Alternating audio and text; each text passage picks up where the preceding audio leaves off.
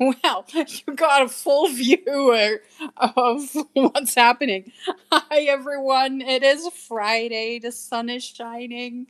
It's been a long week, and I am not even sitting down yet. So I'm just going to chat with you. I showed you my desk on Monday, and you would think that it got cleaner on since then, and it sure did not because I've been working here. Um, So give me a second. I just got home and it was already time to record. So I'm just getting set up and ready to go without having a huge mess around here.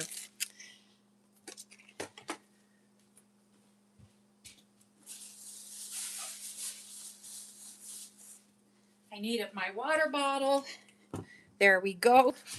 I've got my water. I've got my paint. I've got paint brushes, I believe. Um, and I have my journal cover. So let me log in so I can see what you guys are seeing. And then I will get started. I hope you guys had a great week this week. I'm excited tonight. I don't know why, but I'm like I feel a little bit hyper. I don't know why that would be. Um, but yeah, I'm excited to just get to it.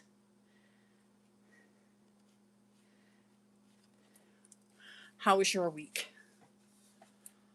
I hope you had a wonderful week and um, that you got to relax a little bit. And now it's the weekend again. Like, time is flying by. And yeah, so I have these paints, and I have also grabbed my watercolor tubes this time. So I'm just going to open this up. I apologize. I really, really wanted to get ready, but I was picking my groceries up and there was this huge lineup. Like, not even like a little bit. It was a giant lineup. So I sat in the lineup for like half an hour, which then causes me to get home a little bit late and not be completely ready in time. I don't like that feeling at all. So, but at the same time, I needed the groceries. And making the drive to the city again on the weekend um, is, you know, that's an expensive drive for groceries. It just adds a lot to the grocery savings. So that's, I may as well do it when I am on my way home from work. Okay, I have my paints. You can't really see them, but they're there. And I have my journal cover that I worked on last week. So that is what I am going to finish tonight, or I'm hoping to finish it tonight. The other one, I haven't done anything with. It is just sitting there. I will be working on it, but I've been working on paper dolls, a new botanical kit that is coming out, and I have been working on videos for this upcoming week because that also has to happen. So it's been a little busy, and then at work, of course, it is also busy. There, I've got you now in a way that you can see the whole project. Let's see if we can get that a little better. There we go. Thumbs up if you can see it. And let me just check and see what you're seeing so that we're all good to go.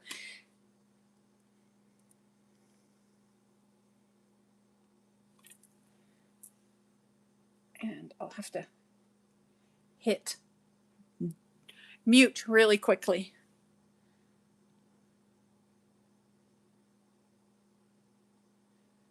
I don't know if the sound is on.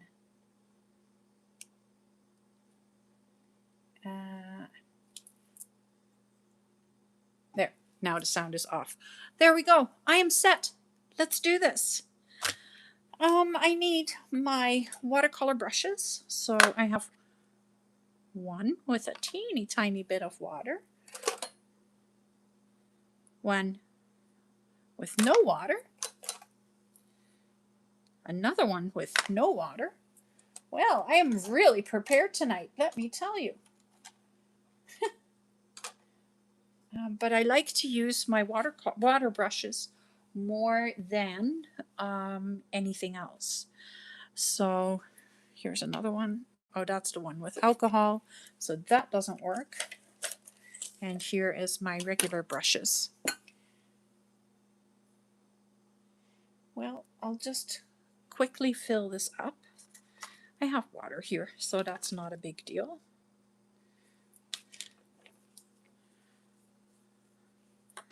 Let's just fill this up so we can get started. So I'll ask again, how was your week? Did you do anything fun? I would love to hear if you are here and you're with me.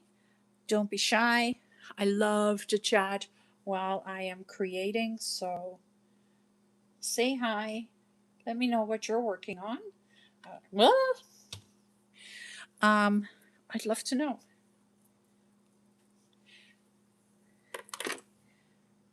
I just made a mess. Now I've got a watery mess. Let's see. Get that cleaned up before I can move on because I don't want this to be super messy. All right, so what I am seeing here is that since last week, this side is pretty good, but it is cracking a little. So I'll probably have to put something to cover it on here. And here there's some open spots because I was using collages to collage, and it doesn't always like to be used that way. So I may have to pour a little glue in there to get it to stay a little nicer. So that's where I'm going to, wow, things are falling. So that's where I'm going to start tonight, is by pumping some glue behind the paper. Just like that. And because this is vintage newspaper, I need it to be stuck down, because if I don't, then it will split and it will come off. So that's why I am just pouring glue in here, and hopefully that is going to do the trick.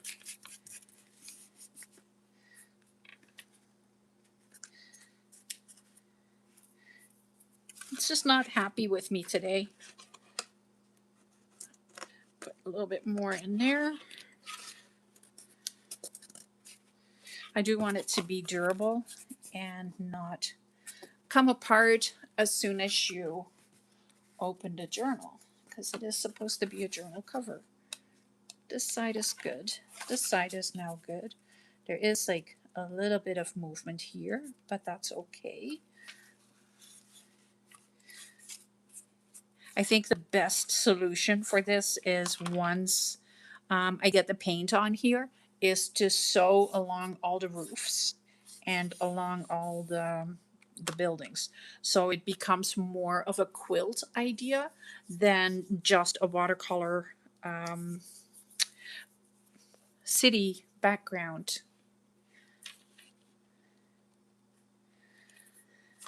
So that is my plan here. And then I can maybe get all the movement out of it, and it'll be a little flatter too, which right now is not so flat. All right, so what am I doing today? Well, I am going to continue from where I ended up last week. Last week, I built the collage out of book pages and newspaper and different collages, and I added some cheesecloth in it. And this week, I want to, finish this side, because I did get some shading done and stuff on this side, so I want to get the shading done here, and then I want to put some windows and some chimneys and some doors on here so that it looks a little different. And I want those to be interactive, so I want to be able to open the windows and open the doors, and make it so that you can put little things in there. And yeah, I just want to play. Really, that is what I'm wanting to do. So right here, the roof needs some work. And I think I want the roof to be attached to the spine. So that means I need to put some glue on the spine and some glue on the roof. And then I'm just going to hold that down for a little bit. I was reading this vintage article by Aleene's, who makes my glue. Aleene's Tacky glue. I'll show you. That's what I use. And she said you have to allow the glue to be tacky a little bit, and then it will work better. So you don't need a lot.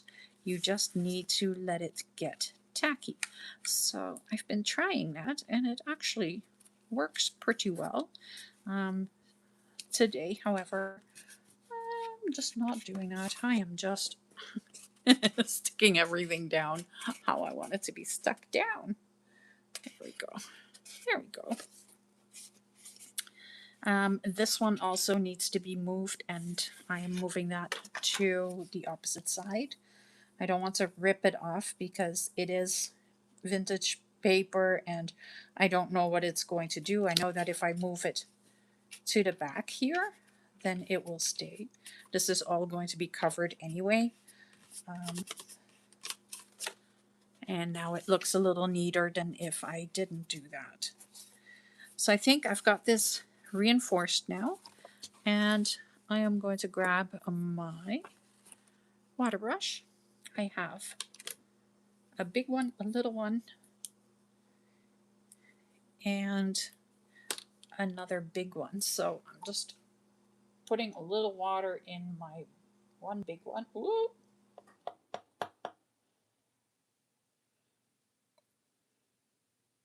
I know I could have gone to the tap because that usually works a little bit better. But I don't want to leave you guys because you might miss me when I'm gone. So like I said, when I started, I'm a little hyper today, and I don't know what brought that on. Let me grab the colors that I'm going to need. So right here I have my palette with cakes, and then right here I have a palette where I'm putting the tubes into. And the one that I just got is Payne's Gray. So I'm just going to put a little right there. I'm wanting to switch from the cakes to the tubes, and I was lucky enough to get a big bag full of watercolor tubes, or tubes of watercolor paint, for $2. The whole bag, this whole set was $2 at a garage sale. So I said, mine. So the other color I got is sepia. And so now I think I have a pretty good selection of colors here. I need some of the browns again because I've used them. This is yellow ochre, and I believe that's what I had in here. And I'm putting a little bit more in there than what I would actually need because I'm allowing it to dry so that this becomes a secondary palette to my cakes. I have a cream.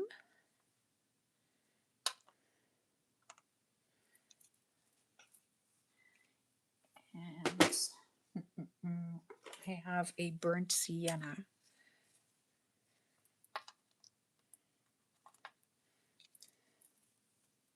I don't know if I need anything else, but yeah, I'm just trying to fill my palette up here so I have a solid amount of paints along with the cakes to get started with.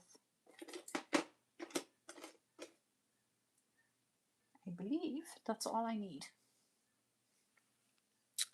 If I do decide that I need something else, then I will grab it. Okay, let's put this one here. This one is over there. Let's do this. Are you guys ready? Let's do this. So in this one, I don't know if you remember, but what I did was I grabbed some, I started with outlining the shapes a little bit more and giving it a little bit extra color and shape. So I'm going to do the exact same thing, and that means that I'm picking up some of the darker colors because this needs to be a little grungier. And that's just not that grungy. That's pretty green. So now I'm making a mess. It's okay. There we go. That's a little bit better. So I'm just giving it an outline. There we go.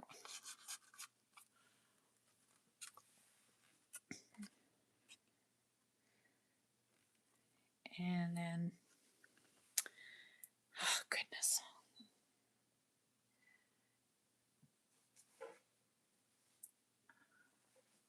Something is going to fall as soon as I do what I am just doing. Oh, it didn't. Oh, that's good. Okay, I have my yucky towel that I'm using to wipe the excess paint off my brush so I can just use what I have here on the paper. The paper has all been covered with gesso, and that means that I don't have to be I don't have a lot of no, I do have a lot. I have a lot of playing room right now because the gesso is allowing the watercolor paint to move. So I've added some sepia to this, and I like that. So I'm going to go over that green with the sepia and bring the green out a little bit more, and then just kind of shading it a little bit. And then to give it some more color, I'm picking up a little bit more of this green. Ugh. Not sure if that was a good decision, but it is what it is. I'm just trying to blend it in, and then I may grab a little cream color and go with some cream against it so that we get the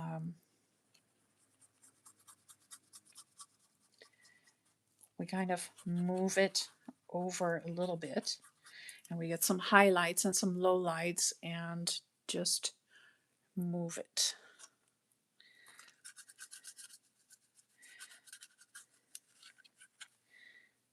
There. So I won't spend a lot of time on the side because this is the back side. This is the front. I'm more interested in getting started there, but I do need to finish this part. I'm going to grab the brown, the dark brown that I have here, putting some water in there. And then I'm just outlining the shape of the house and then blending it, giving it more water. The more water you give it, the lighter the paint becomes. So I'm just giving it shade.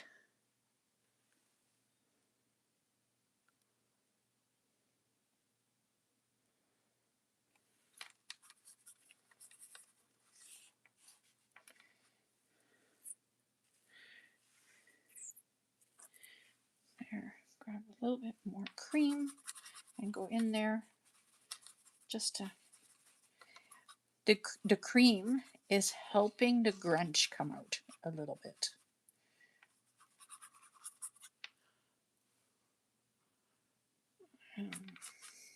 Let's grab a little bit more of the brown. Oof, that's bright brown. It's okay.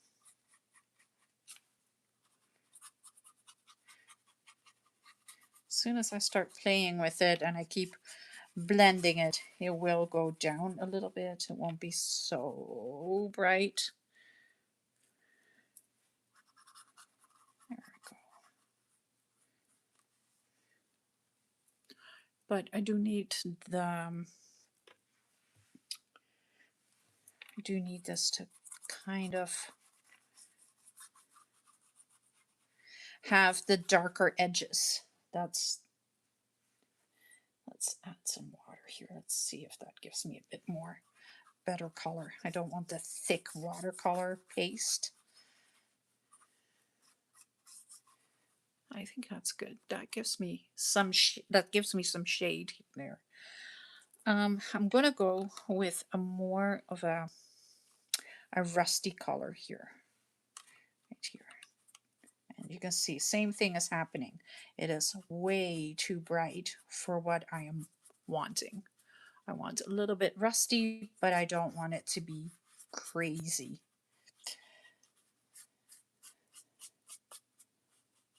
So what I'm building is I'm actually building a journal for my paper dolls. So last week I worked on the paper doll folio and built that last Saturday.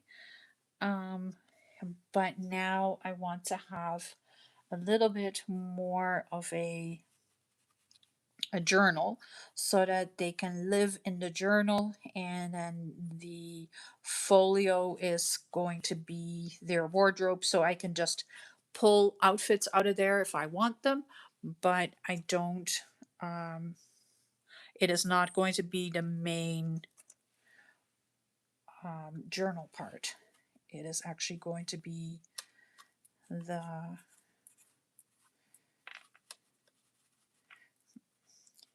just the accompany. Yeah, I don't know how to say that. It's the folio is going to be the part that is going to hold the accessories and everything, and then the dolls are going to live in pockets inside the journal. So I'm hoping to create homes for them, and I think it'll be fun. So if you're tuned in and you're watching, say hi. Love to chat. I'd love to have some company on a Friday night. It is the funnest thing to do. Um, and we all love crafting and painting with a little company, don't we?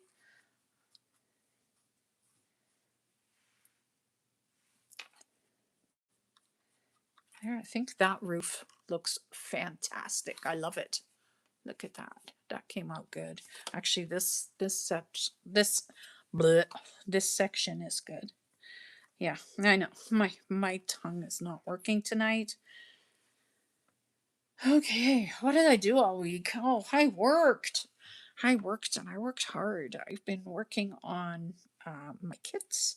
I've been working on my paper dolls hard.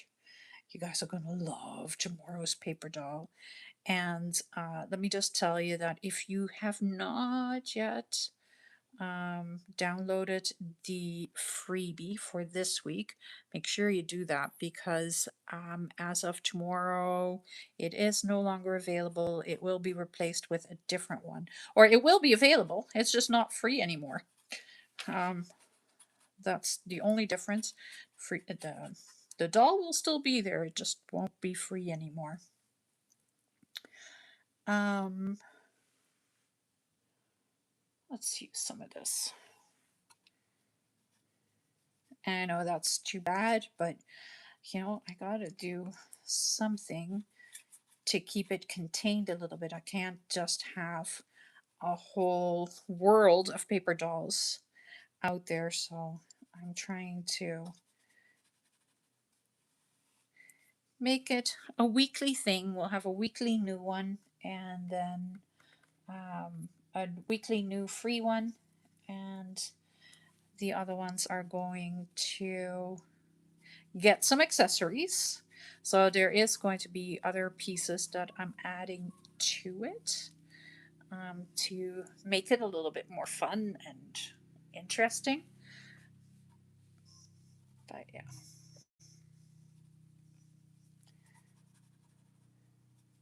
oh, I like that. That looks good. That looks bright and sunny. I like how that came out. And I happen to like a grungy city. So if you like a little bit brighter city or something like that, you can make a brighter city. I like the abstract idea, a little bit more of the idea of, oh, come on, really? Um, the abstract idea that it is a city rather than having like full-fledged homes with people in it and stuff.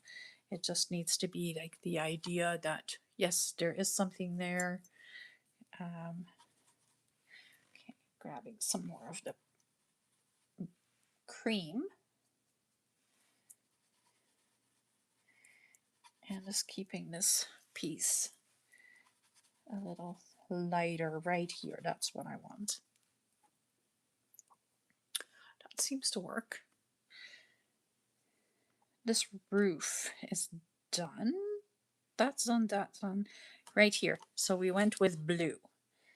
I have a really beautiful, really dark blue right here.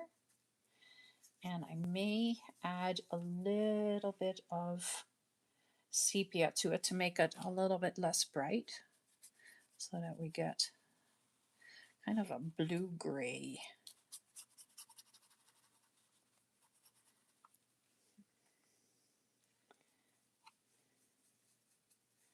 There we go. Yeah, that's a pretty color. Kind of a dusty gray, black.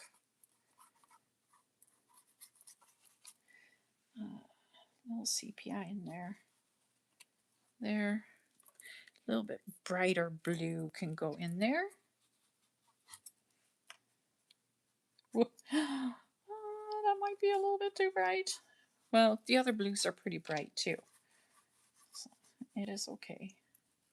It's okay. Don't panic.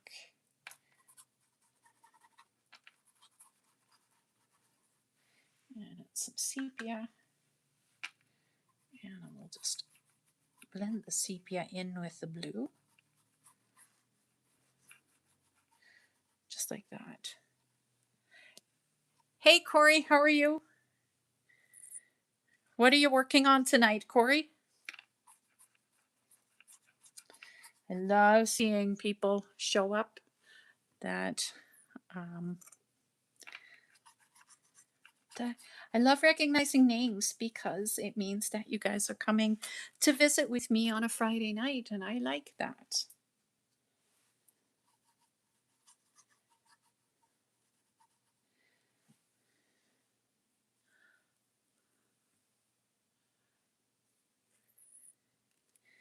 So there is the blue, and now it's working a little bit better. It's the color sometimes just needs to dissolve, or like, yeah, dissolve a little bit, and then it's easier to move it again. Right here, I have nothing. So this is just a brown blob. And I think I want that to be, um, I'm gonna go, oh, what do I want to turn it into? I'm gonna go with that one first. Ooh, that's too much. Let's add some water to that. That might help me. There. Let's just give it a little shadow right here and see if we can get some movement. I'll grab that. That's like a gray, so the gray will look better than black, I think. Right there.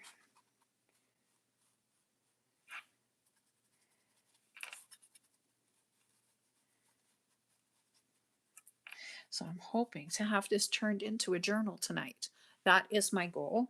And so that's why I'm kind of not stopping and looking at who is chatting with me or anything like that. I am just kind of working and trying to get this done as fast as I can because it's way more fun to build this into a journal. Don't you agree? So I'm making this pretty dark because it needs to stand out against this roof. I'm picking a little bit more of that gray and then blending that gray with a brown, so that gives me a new color. And it's kind of like a deep brownish gray shade.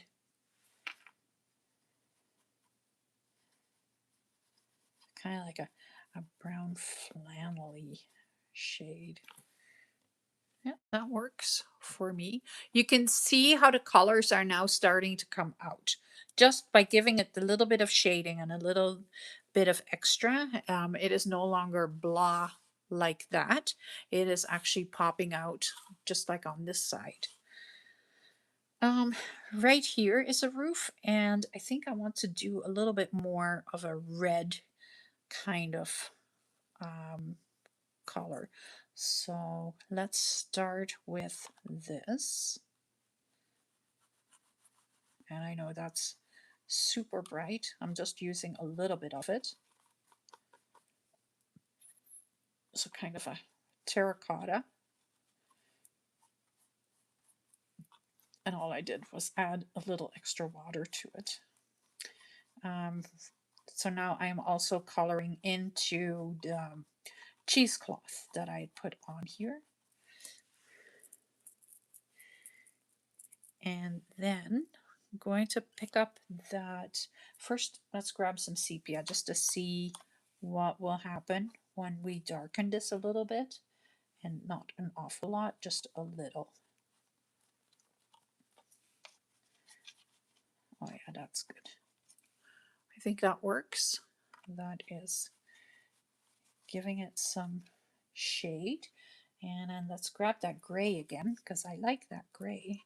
And just kind of put it into the cheesecloth that is there. And then the cheesecloth, the cheesecloth will allow it to move.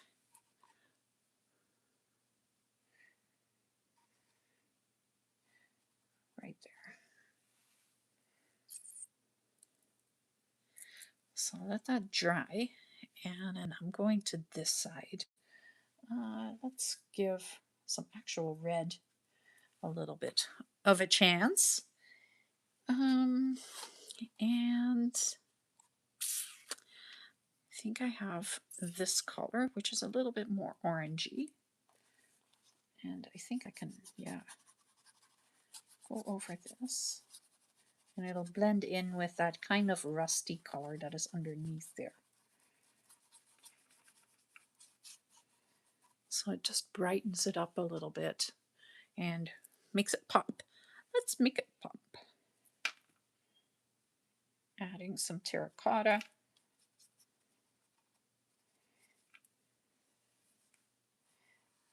So I don't want to do this, like make this overly complicated.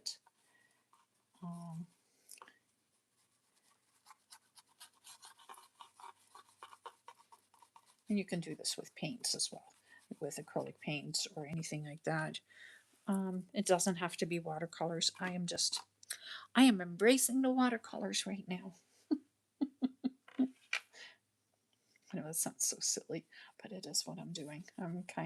It's kind of me practicing how to use my watercolors.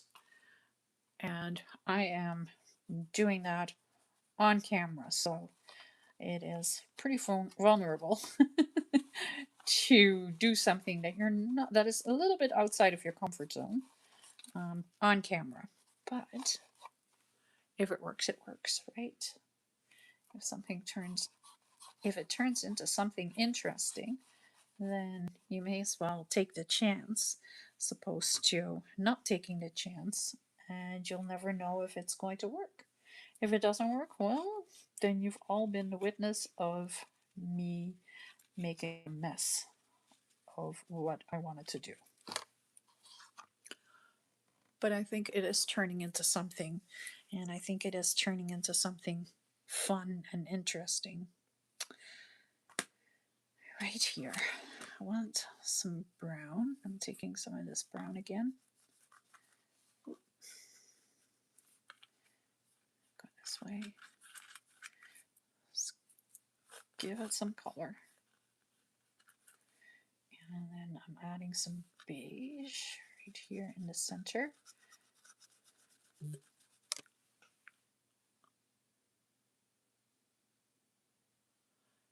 And I'm just blending this in with the beige.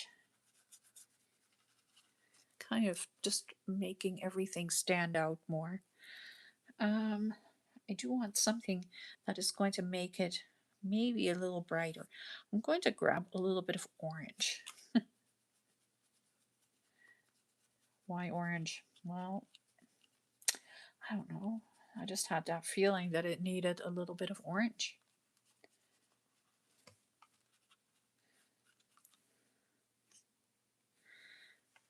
One spot left right there. Oh, and this area. So I think this area I want to do dark because that is the back, so you can't really see definition of anything. It can be completely shaded.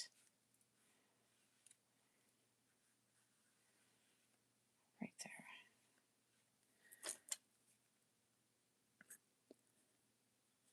there. Huh, I've used all the water in that brush already. That's crazy. Let's just grab my watercolor brush and just use it up.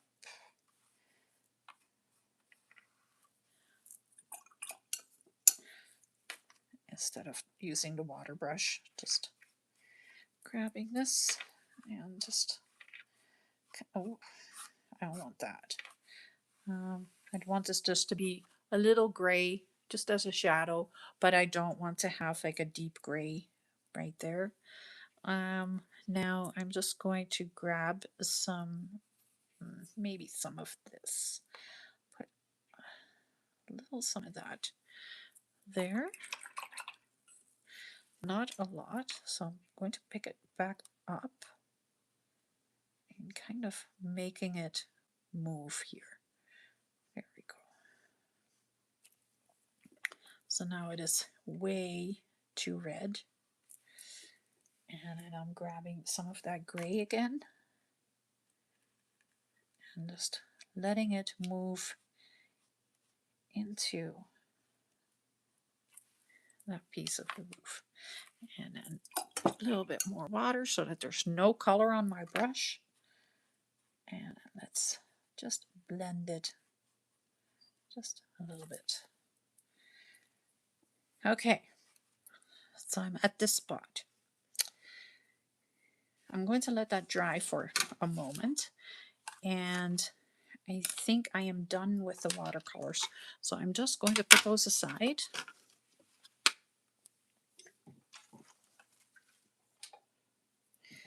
Let's put this up here, and I want to put, this one is just going to be background.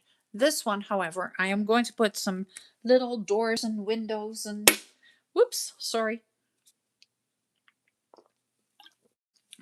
Doors and windows out of stuff that I have laying around me here.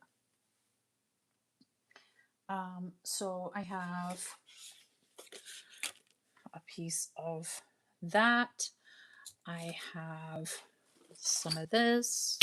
I have some paper. Oh, that's duckies. Pretty duckies. I want to use that. Um, I have some grungy of that. A little grungy here. What else do I have that I might be able to use? I don't want to move, so that's why I am just trying to grab what is here.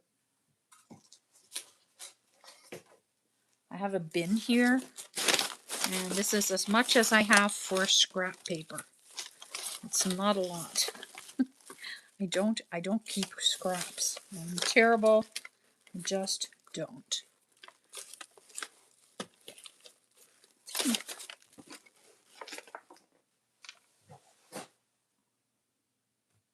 Let's see.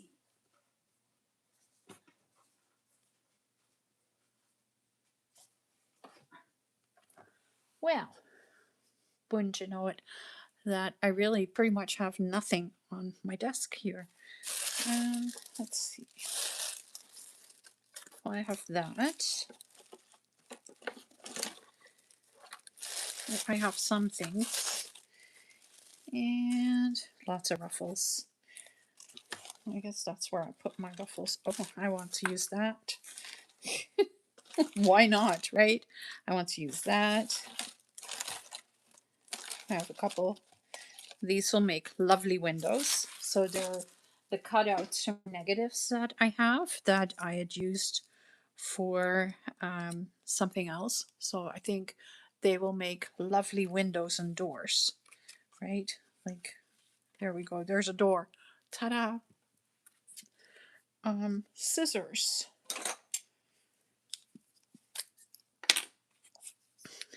And I'm just cutting the door just a little bit smaller so it can go right there.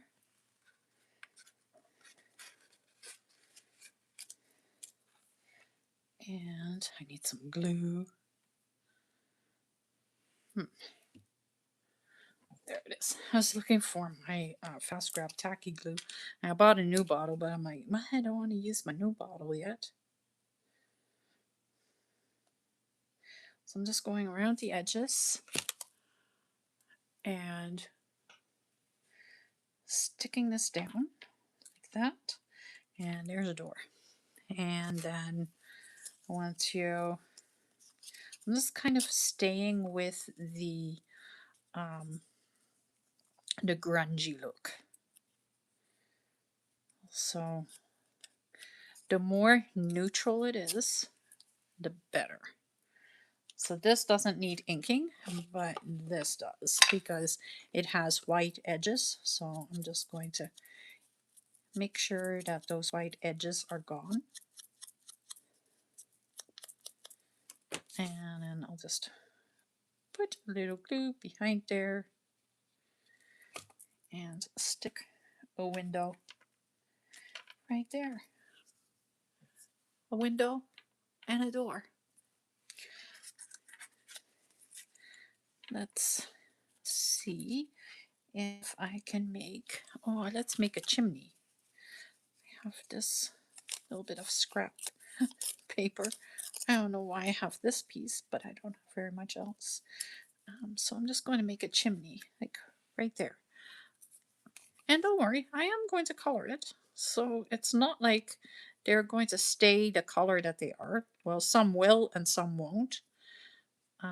This definitely is going to get a little extra color because I do need to blend it in to the background. I can't leave it sticking out like that.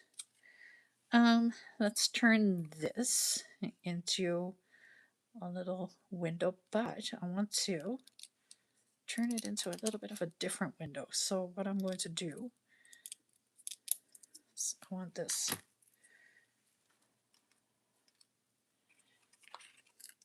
to be just teeny tiny. There. I don't need someone to come down. If I put it just like that, I have two windows.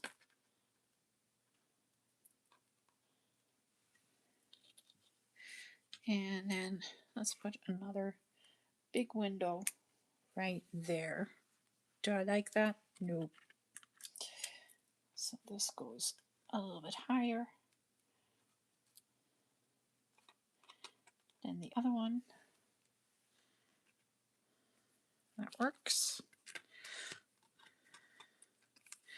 Oh, my glue is pouring out. So I'll just pick it up like that, put glue behind it, stick it back down. There we go. Pick it up, put the glue behind there, and stick it back down. It should work. And I am going to go and probably sand over it so it's not so shiny and pretty. Let's see. I have another big window here, so I'll put that right there. So I don't need to put doors on everything because you can't see the doors, right? The doors are all going to be at the bottom, so you can't see those, but you can see the windows. So that's what I'm trying to put together here. Oh, just want to stay down. Don't want to pick it back up. There. That's a chimney. So I need... Oh, my glue is pouring out of the bottle. Just going to cover it back up. I think it's given me enough glue to work with for the rest of the time. So I'm just going to take this little piece of paper, rip it in half, pick up a little bit of the glue, and stick down a window right there. And then I have another one. And like you see, like I'm not even concerned if my lines are straight or anything like that. I just want to have, I don't want that one there. I want this. I want this window right here. There we go. Right there. And then I need some chimneys. Let's make some chimneys. And I have this beautiful grungy paper. And I can just rip it and turn it into a chimney. Put some ink on it.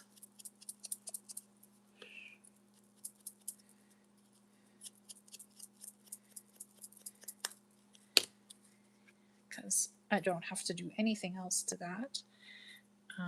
I just need to make it look a little bit more like a chimney. There we go. I think that looks like a chimney. Does that look like a chimney? It does, doesn't it? Grab some glue, put glue behind here. I have glue everywhere, so there should be lots. Okay. Chimney right there. That one has a big chimney.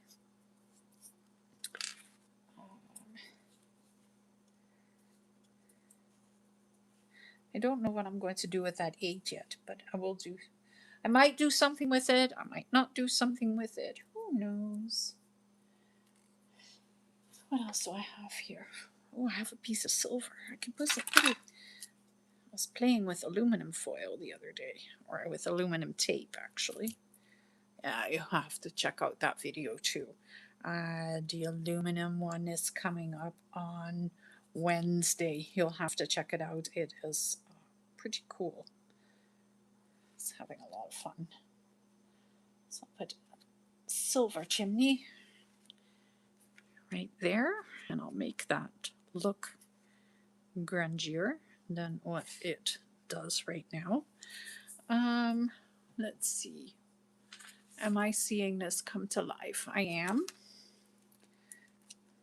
I want some.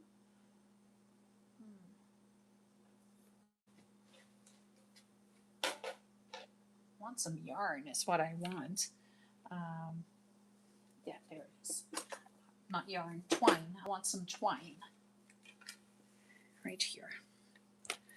Twine. So I can put the twine right here on the bottom. So this house is going to be the most important one because that one is full frontal house, right? You can see every part of it. You can see the door, you can see the window, you can see it all. So you can also see the edge of the roof. So I'm just going to give it an edge. Let's cut that down. Take some glue if it wants to behave now. So I'm just putting a little glue right along the edge. Just like that.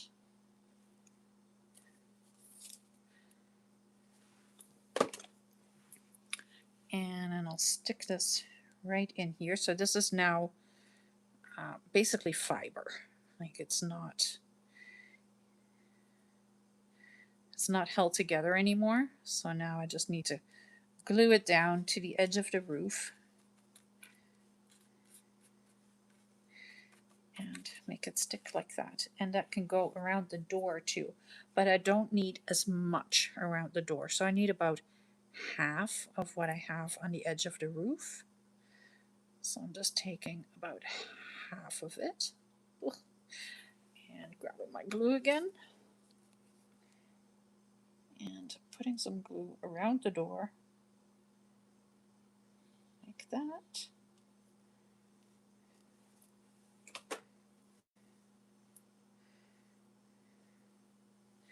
And oh god, it's sticking to my hands now. Okay, let's go. I know I've twine all over my hands. But it does look really nice. And it just gives it that little bit of extra. Let's show you what is there. So right there, you can see like it gives the house a little bit of depth. Now the other thing that I can do with this is I can put probably like a little bit and put it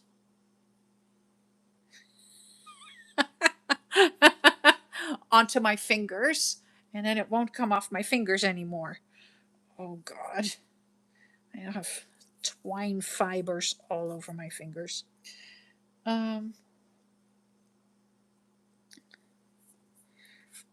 So yeah, I'm okay with that. I just need to color and sand for a moment. So where is my sander? This is why like I don't plan these things. I just knew that I was going to work on this project, but I wasn't sure what I was going to do with it. So, you know, I just sit here, I'm just crafting. I'm just entertaining you. That's pretty much what I'm doing. Trying to make something pretty while recording.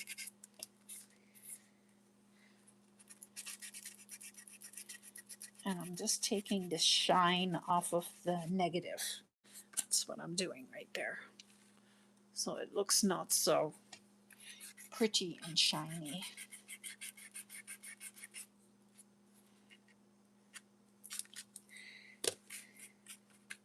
Put a little bit more glue there to make sure that that twine isn't going to go anywhere.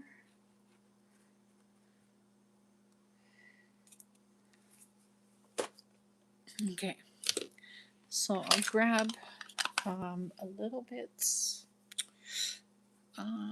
maybe of the ink and just ink the chimneys and the windows.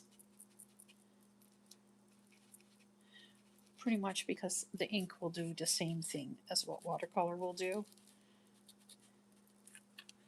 I think that's decent. And then this one needs a little bit of, well, it needs archival ink because it is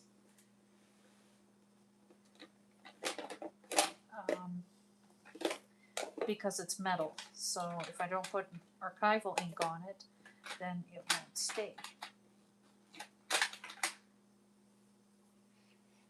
I don't know where my black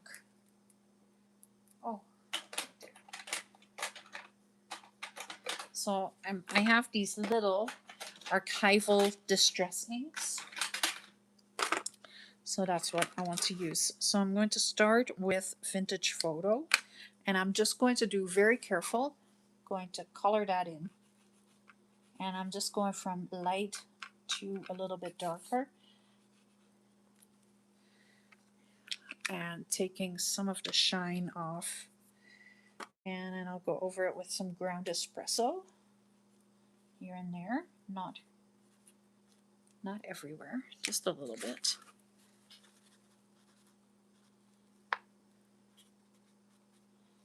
That works.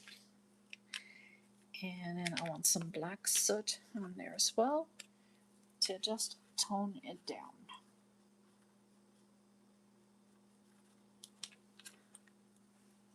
So now it's not that silver spot there anymore. It's not sitting very nicely. Needs a little extra glue underneath. Right there. Just put a little dab of extra glue.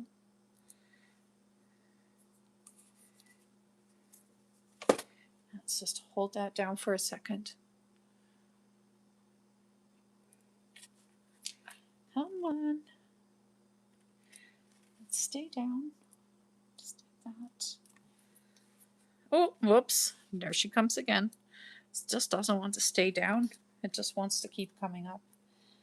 What do I have that I can poke down on there? Okay.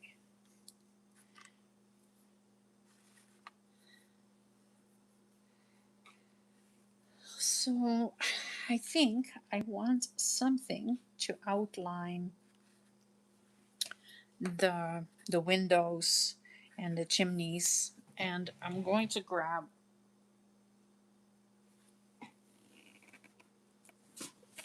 my Inkten stencils because they are easy to work with over watercolors. So I just need to grab the colors that I was using before so that I'm not making a big mess here. And I need to just find the black one. Oh, and a brown one. I grabbed the brown one at the same time.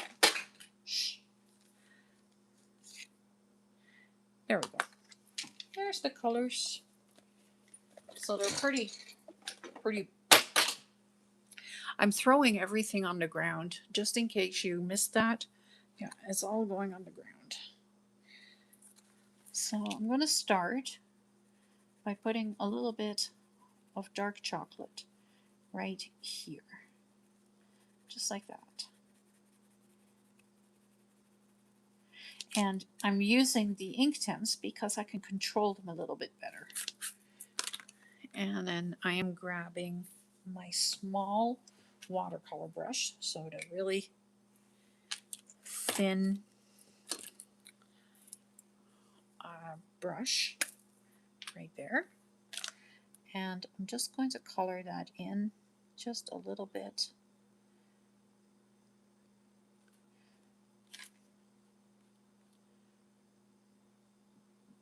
Just like that.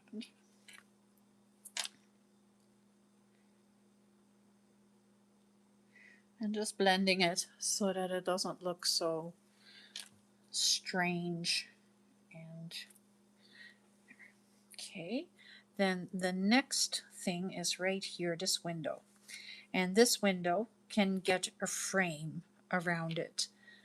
So I'm going to grab, this is Chinese ink, so it's a little darker. It's like a really, really dark gray, almost black, but not quite. So I'm just giving it a frame, and I'm going around again with my watercolor brush and just roughly giving it that.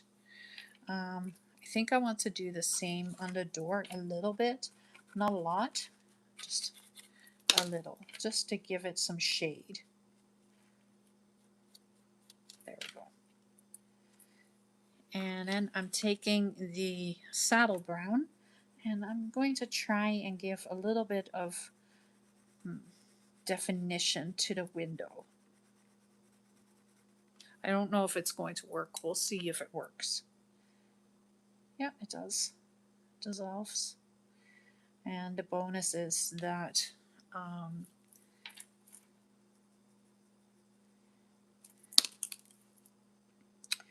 ink tents, when it dries, it becomes permanent. So it's not going to move anywhere anymore.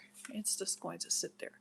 So I've now got actually like a window and a door that you can see the definition on. So I'm going to put a little bit of that Chinese ink around the chimney as well. So right there, just for some shade.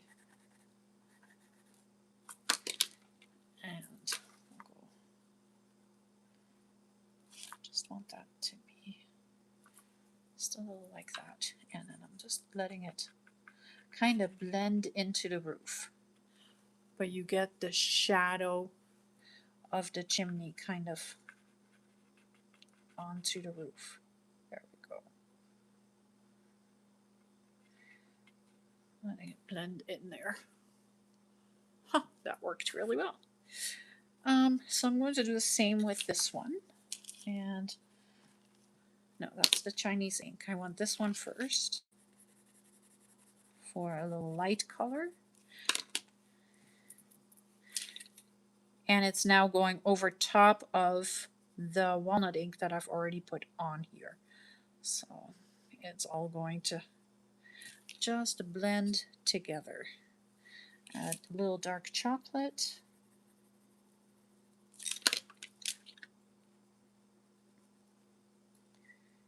And just dissolving that up. There we go. It'll stay a little bit of a stripe, but that's okay. Once I start putting the darker color onto it, it is going to just blend that away. So I'm putting the Chinese ink on here. And then when I start blending that in, it all kind of takes the stripes or the line work away. I'm just giving it a little bit more depth than what it had. So now it has a bit of a chimney. It still doesn't look like much of a chimney. I think it needs some dark brown here and here, just to blend it in a little bit better.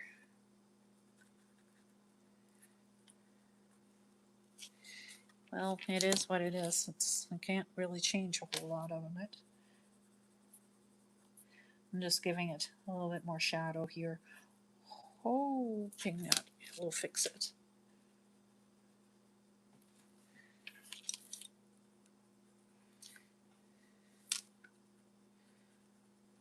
Just making it a little darker right there. Ugh.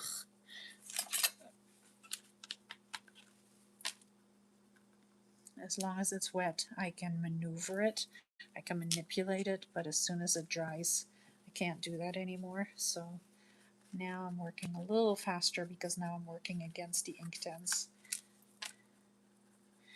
And I did something bad, so I'm trying to fix it.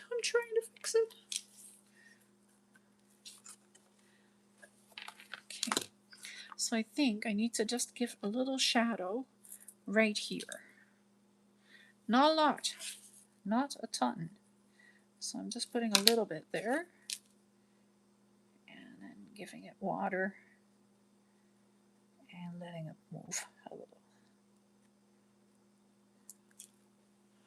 That's better. I think that's better. Let's give it a little bit more. Let's just do a little bit at a time and not a ton like what I just did.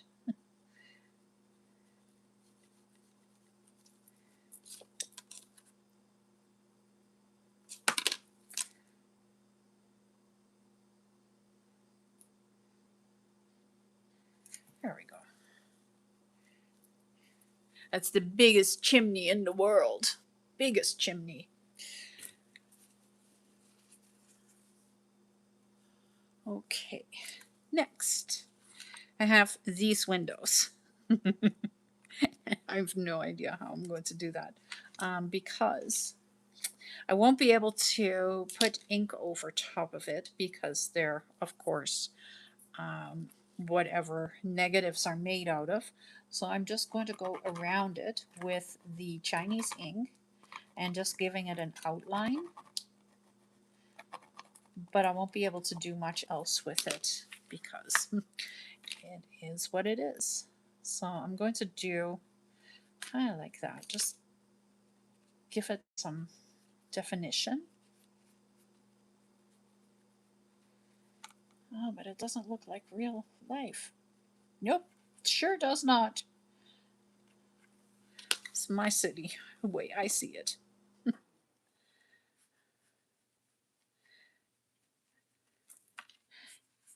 Okay. Well, I know that looks like a really ugly blob right there. Let's think about how I can fix that. Probably by adding more water and just letting it blend, and then hoping that it will dry lighter than what I have here. Oh no. Oh. Okay. Carry on. Let's carry on. Just pretend that didn't happen. Right here, put some of that saddle brown right there. Let the ink move. That's the cool thing of the ink tints, is letting the ink move. Chocolate brown.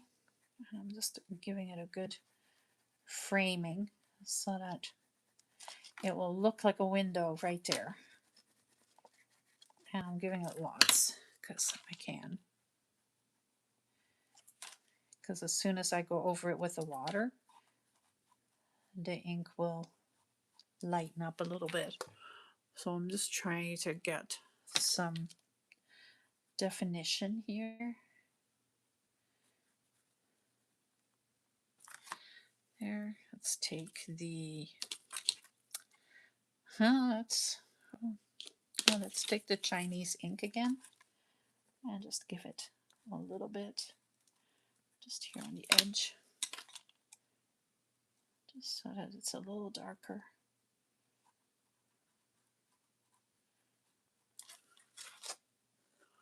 Right there. How it works. That works. Now let's see if I can do something with this.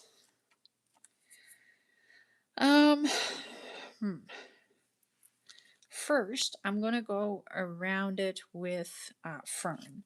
So I'm going to give it a little bit of green. And I'm going to just put that around the edge here. And then when I pick this up with the water brush and pick up the green, I'll be able to move the green over the chimney. Yeah, a little bit. It's doing a little bit, not crazy much, but it is doing something. Then I am picking up the dark chocolate and going over that again, and I'm trying to do the same thing with the dark chocolate, and it is working. I can see it working. I can see it picking up the color. And because there's archival ink under it, the archival ink is going to stay right where it is. It's not going to move. So I can put the ink tints over top of it. The archival ink isn't going anywhere, and the ink tints is just giving it a little bit of depth and shade. So now I'm grabbing the Chinese ink again, and I'm going right onto the chimney here, because there's water on it now, so now it'll take it. And then I'm just giving it that little bit of color so it takes the shine away a little bit and makes it look a little grungier. I think I want some of the, not the dark chocolate, the Chinese ink. I want a little bit more right here on this roof.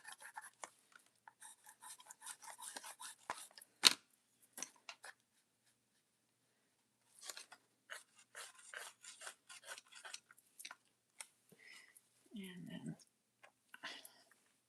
pour a little water on there and just let it move.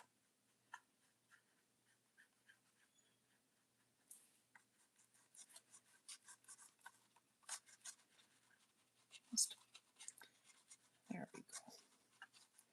It's just so blue, and I thought it was just a little too blue. The one in the background does not need to be as blue as what the one in the front is here. There. Okay. So that is the back. So the front now is, or that is the front. Now the back is already dry. So I'm just going to go with the with these colors.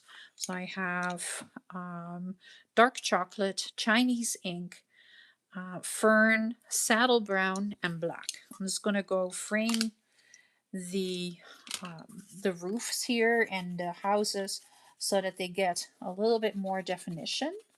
And I'm doing that with the Inktense, and I'm just doing it very quickly so that we can carry on and turn this into a journal. Let's just do that. But I do want to have this so far done that I can move along.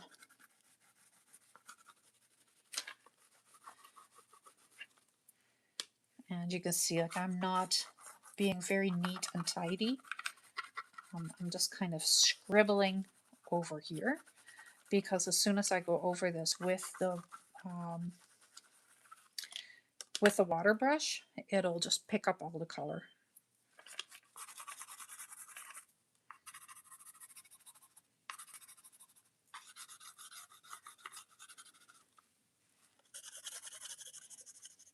So I'm just scribbling some color in here just for definition.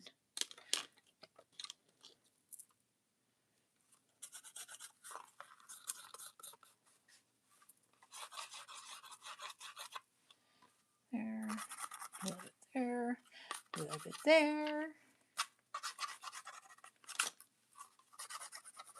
There. And now, oh, right here, this one. This one I wanted to outline with the black because it just needs to stand out just a little bit more, so that's why I'm using the black. Let's grab my water brush and just start at the top here. So I'm just blending it until I have it where I absolutely want it.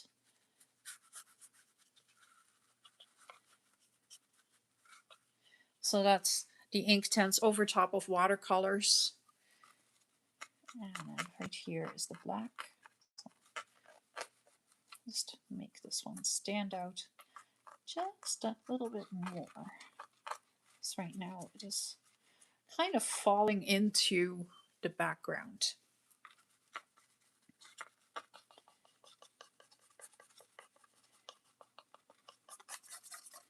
I'm just giving it, just the Inktense are just giving it that little bit of extra. Nothing outrageous, just that little bit of extra. And you can see, like, even with me going over it, I'm not taking a lot of care on how I am going over it. I'm just going over it and kind of making it just blend in like that. I think that green is going to really make that green stand out a little bit more.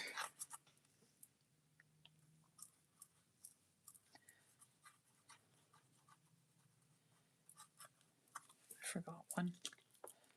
I need,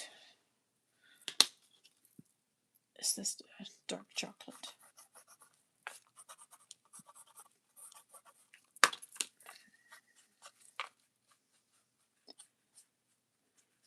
There. And the outlines are just helping it so much to become something just a little bit more. This one can get a little Chinese ink, just a little bit.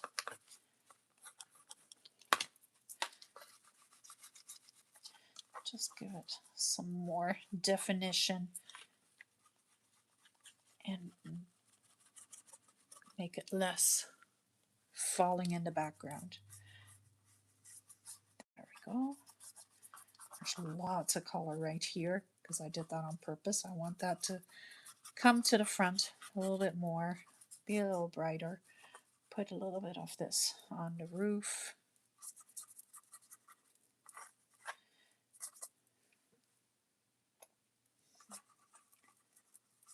There we go.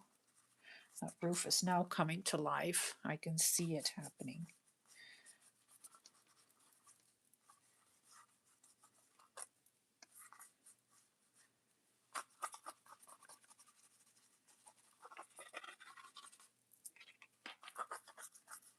There.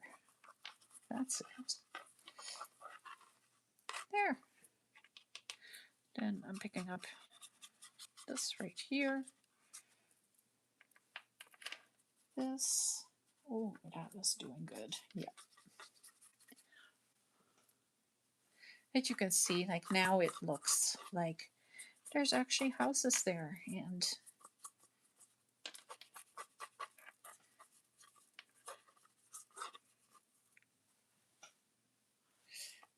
right here, a little bit more. I'm almost done. And then I'm going to grab signatures to put in here.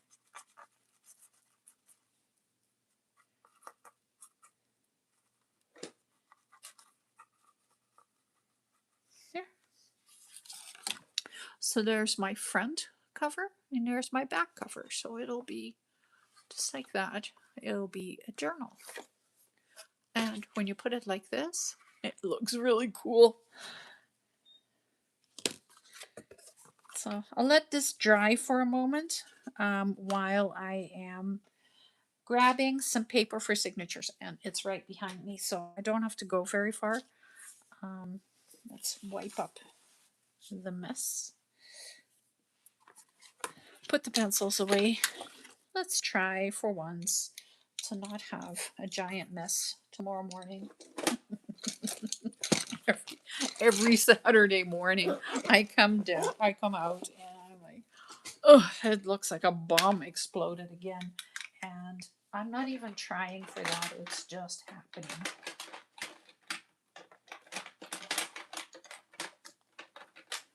Okay. I thought I had my papers behind me. I do. So I'm just grabbing a pile of coffee dyed paper to make a beautiful grungy journal. So I like to put 13 sheets of paper in my journals. Like in my signatures, sorry, not in my journals, in my signatures. This is a one signature journal. So I am just going to count 13 sheets of this beautiful coffee dyed paper. Look at these. Look at the stain right here. It's beautiful. And I like to fold them individually. That way I have the most control on how the papers are going to be. The other paper that I have here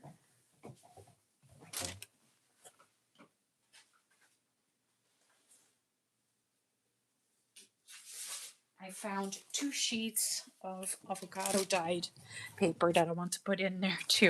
And avocado dyed paper just kind of turns like a little bit orangey. So I think that'll look really cool. So I have 3, 4.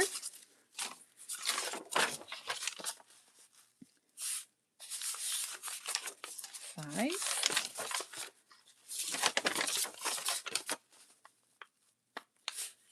And I use 28-pound paper for my coffee dyeing.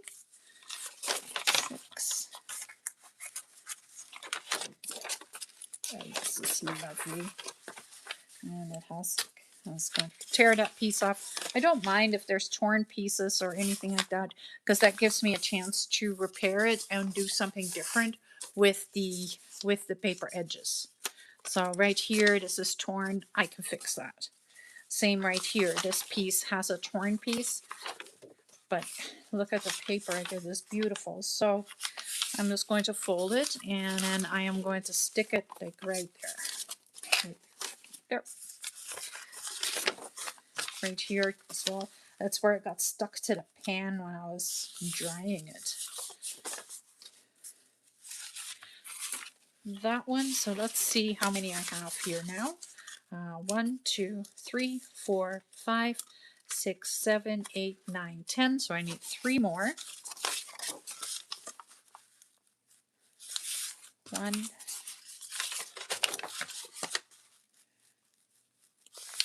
2. Oh, this one's pretty too.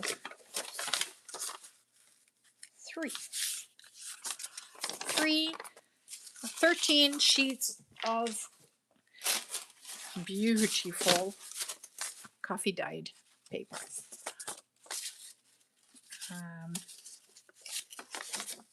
So then I just slide them into each other, make sure that they're all lining up properly.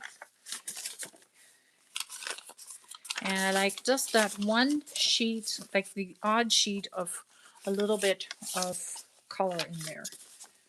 And then I like the torn edges, but I don't want them on top of each other, so I'll probably go like this.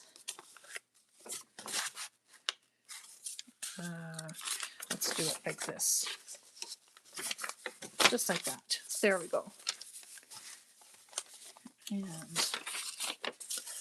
that one, what do I have?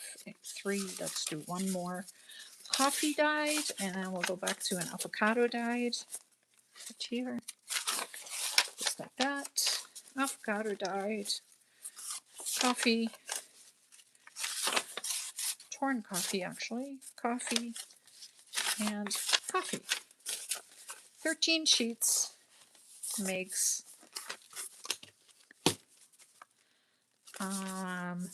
13 sheets is 52 pages front and back, right? 1, 2, 3, 4, and continue on. Okay, I like how it just kind of rounds when you put it like this. I also like how you can see that it is dyed paper, that it is not completely straight. I love that little bit of ruffle from the water. This is dry in the meantime, so I am going to put this right here, and it should fit because it's built like that.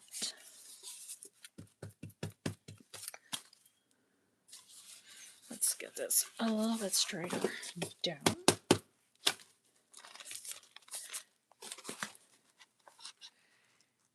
Now the best thing is, because I used a file folder, I already have the line of where the signatures need to go.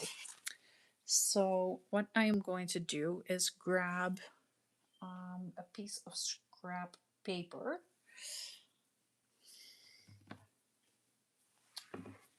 Let's see, will this work? It will. Okay, and I'm going to cut this to the same size as my signature.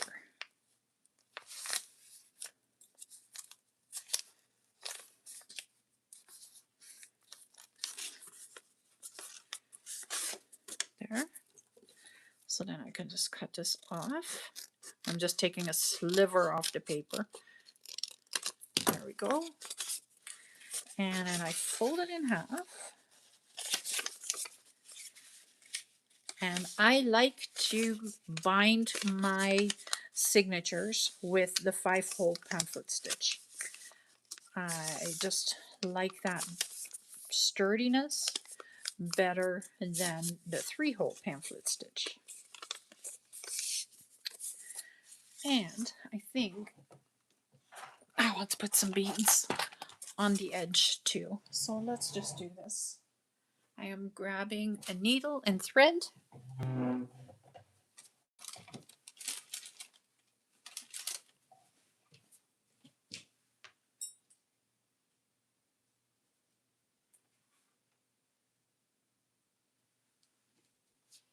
Maybe.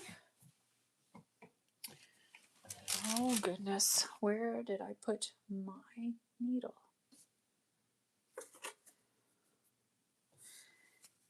Wouldn't you know it? The days that you go live, you can't find anything.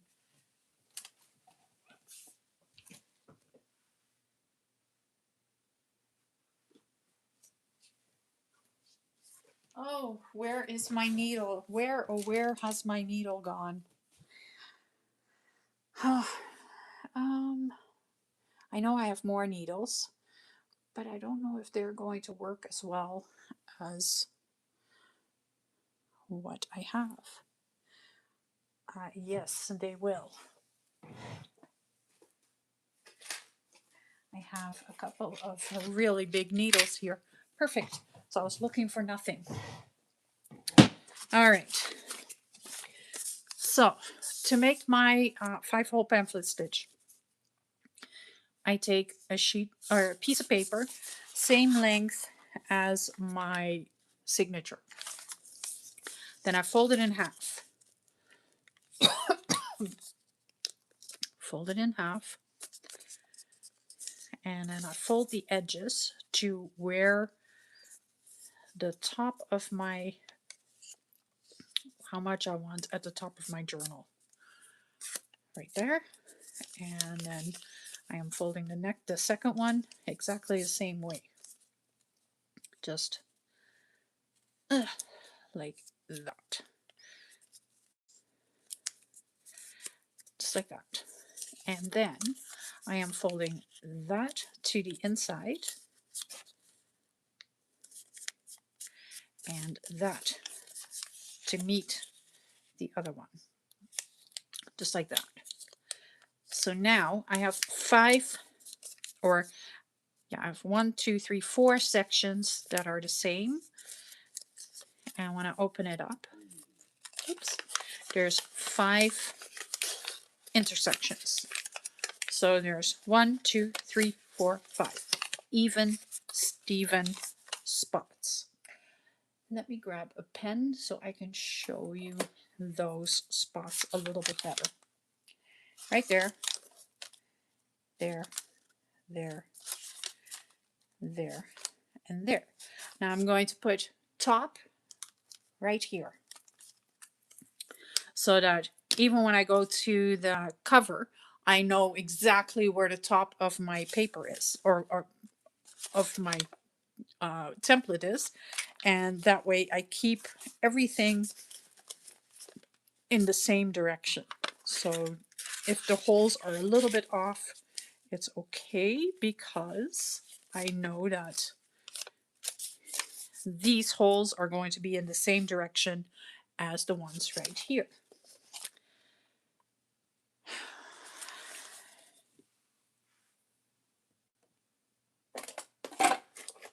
So I need my owl.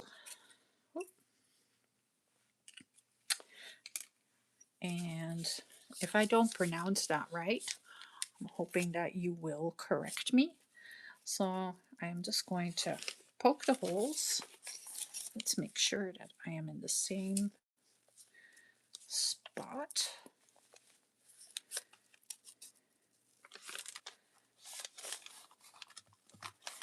Hole.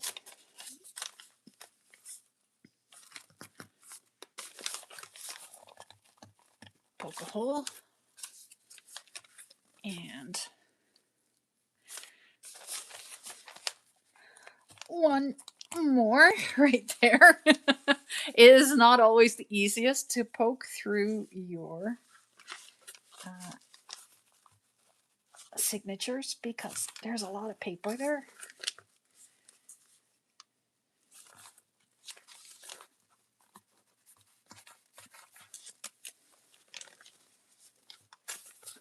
Come on. You want to? You know you want it. Okay, come on. There we go. Okay. So I'm going to put this aside for a moment and put this right here and line it up. I have something that I can put underneath it to take the punches. Well, I do, but I put it away. Okay, so I'm just going to lay this right here.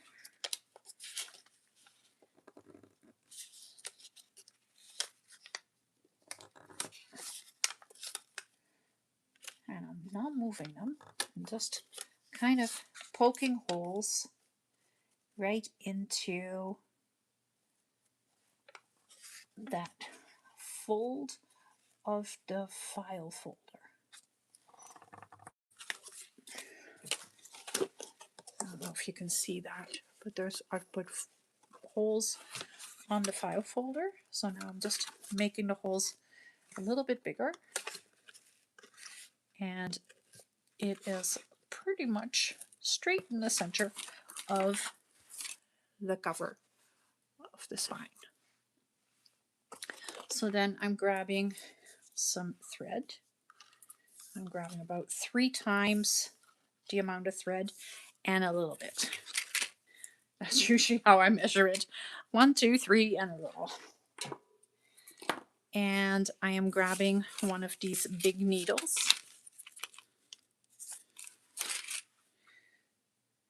And I'm just putting it through, grabbing my signature, and putting the needle through the center. And then I am picking up the cover. And I'm just poking through. And then I'm picking up a bead. And I think I have enough of these beads that I've made out of vintage maps. I need 4. 1, 2, 3, 4. I need 4. Yeah. So I can just pick that up. Put that through here. Like that. I think that would look really cool because they have the right, kind of the right colors for this. And I think they're the right size too. So I need to go back to my center, if I can find it. There it is. Back to my center. Come back through here. Come on. There. Pull the needle through. Put it through the signature again. Right there. Poke it back through to the top. And I'm just going to pull that tight a little bit. And taking the next bead and putting the bead through. Come on, you want to. There we go. And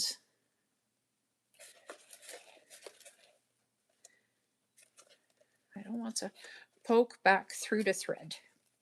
So I'm kind of pulling the thread out a little bit. And come to this side. I usually leave it pretty loose until I have the whole thing together so that I can see if I have put the needle through the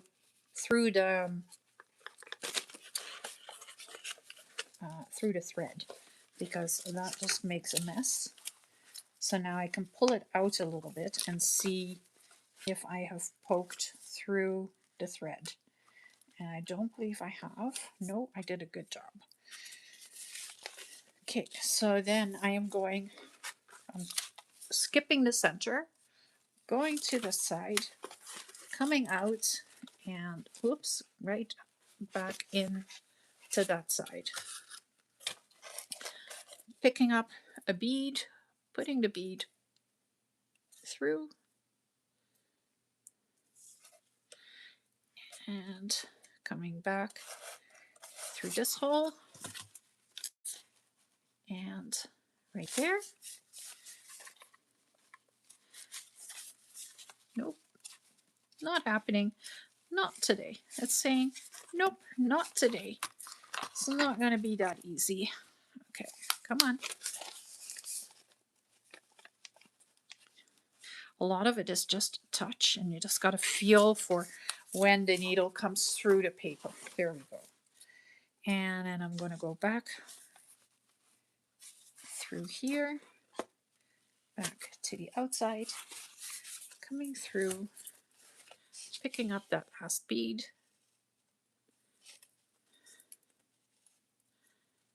Ugh, come on. As I'm putting this through, the beads are moving. So. Fun beads. Come on, you know you want to go through. Is there a different one that isn't going to move? Nope, that one is gold. Let's try this one. Hopefully this one will do a little better than that one. Yeah. It just didn't want to stay in one place. And, whoop.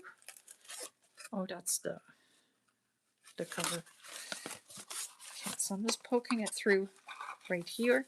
And then I am holding this thread to the bottom part and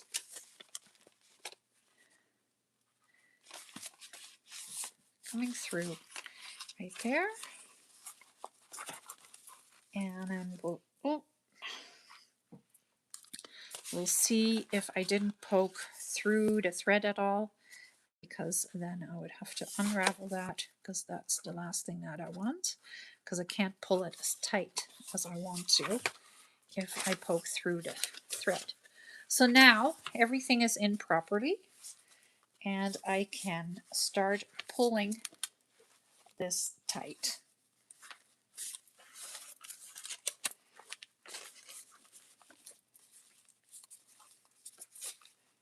I think there we go. So I want pretty much no movement, which works better if you're holding on to both threads. So there should be no movement there. Let's just pull it just a little more.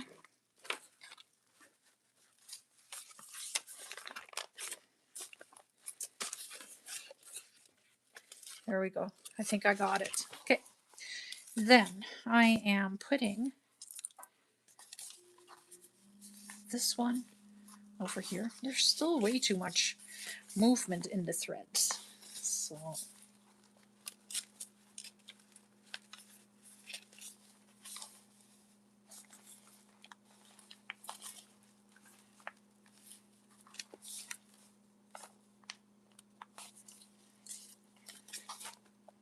there we go. Got it. It's nice and tight now. Here we go.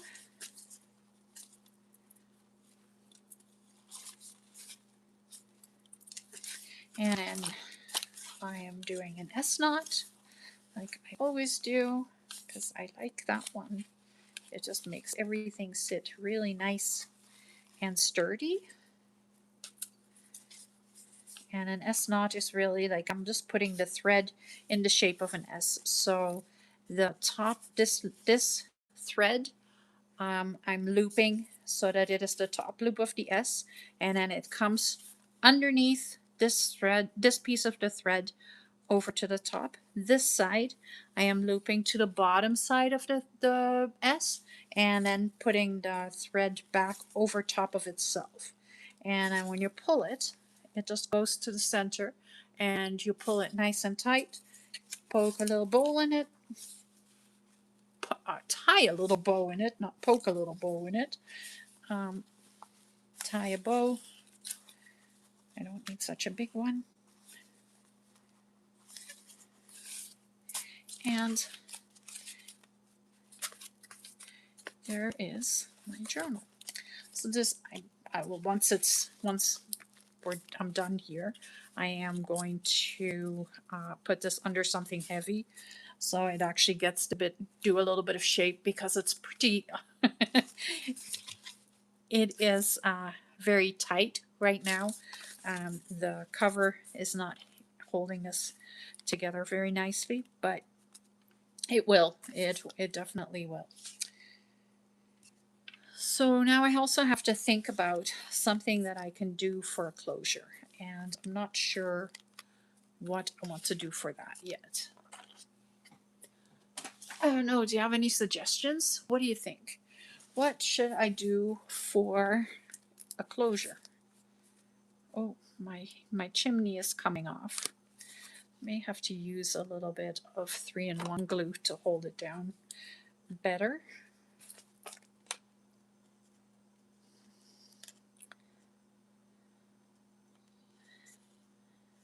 Not a little 3-in-1 glue, that was a lot of 3-in-1 glue.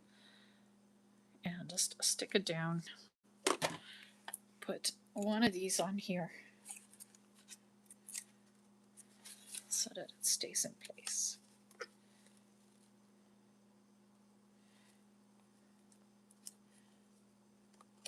There we go. Okay.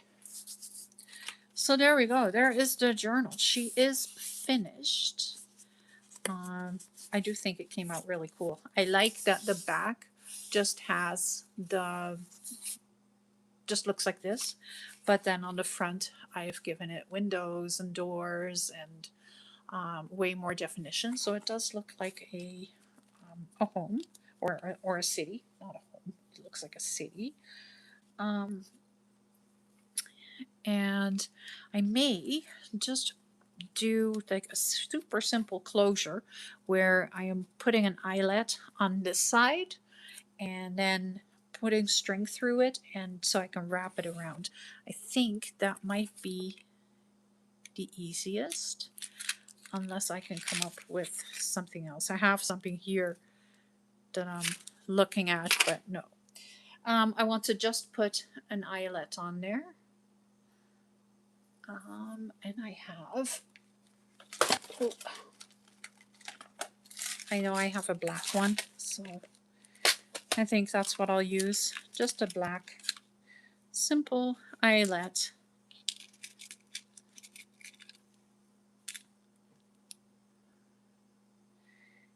And then there's my crocodile. I don't want to make it a very complicated journal. That's really that wasn't the goal of this. This was really just a fun journal that is going to be the home for the paper dolls. That is what this was going to be. For some reason, my life suddenly became all about paper dolls. Kind of accidental, happy accident. Okay, right there.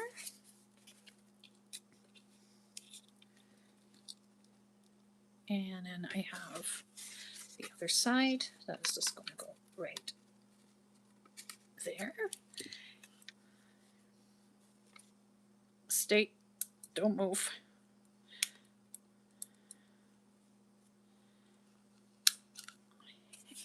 And turn this back around. And then I'm just going to set the eyelet right there.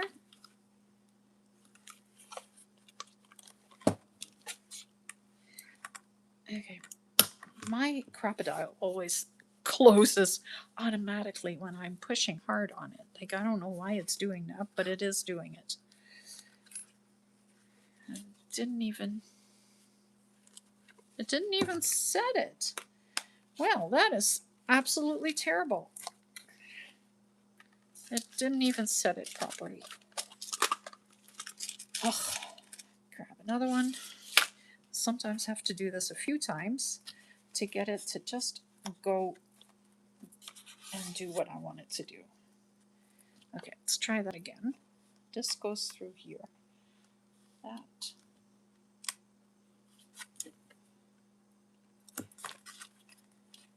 No, you need to go on there. Right there. And I don't know why you're not cooperating today. Maybe because I've got the wrong.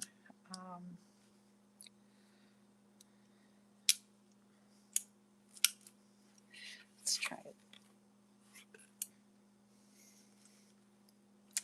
Oh my goodness, I am struggling here. Just crazy.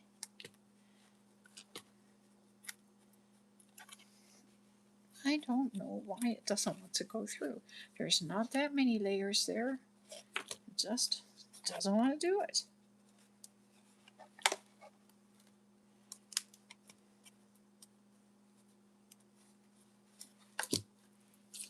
Stay.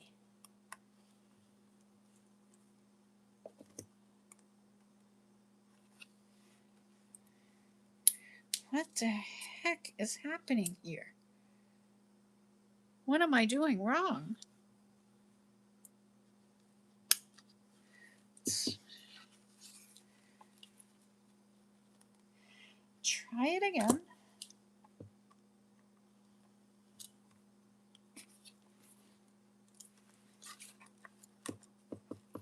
It just doesn't want to.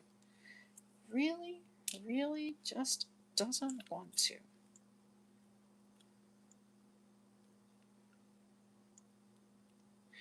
Oh, you know what? Why is it pushing that out? How weird. Okay, let's. You out. You in there. Oh, goodness. Okay, nobody wants to see me struggle like this. Ow. Now I can't even get the eyelet out, and I split my nail. I am just not having a good time here. And I don't know why this is happening. If you're seeing what I am doing wrong, let me know, because I don't know what I am doing wrong. Okay, I've got this one all the way through.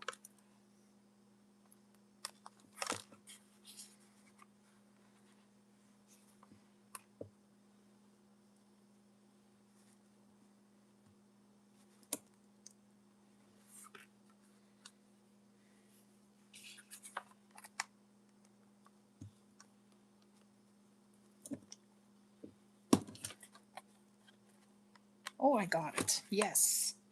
Thank goodness. Oh, that was not cool. Okay, but she's attached now. Not going to come off.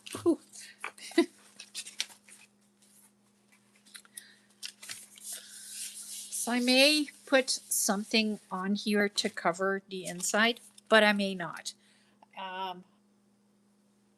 Since this is going to be my own journal, I'm not overly concerned with what the inside looks like, but I may just cover the inside with something pretty later. But I do want to use some of this twine because I like that. And I'm just going to give myself a bit. I can cut it off if I have too much, but I'm taking it double, like that. And then putting it through my eyelet, poking this through.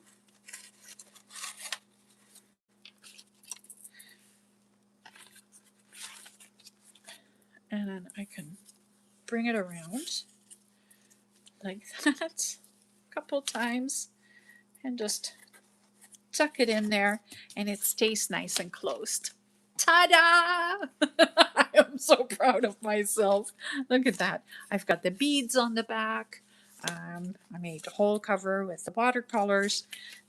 The eyelet finally went through, and I've got that. So I have a home for my paper dolls. Let's see where I put them.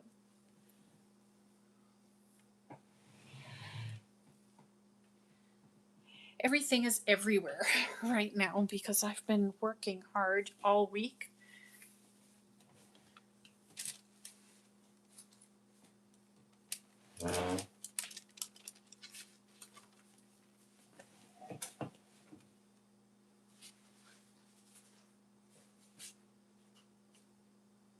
And I have put my the folio that I made last week, I've put it somewhere.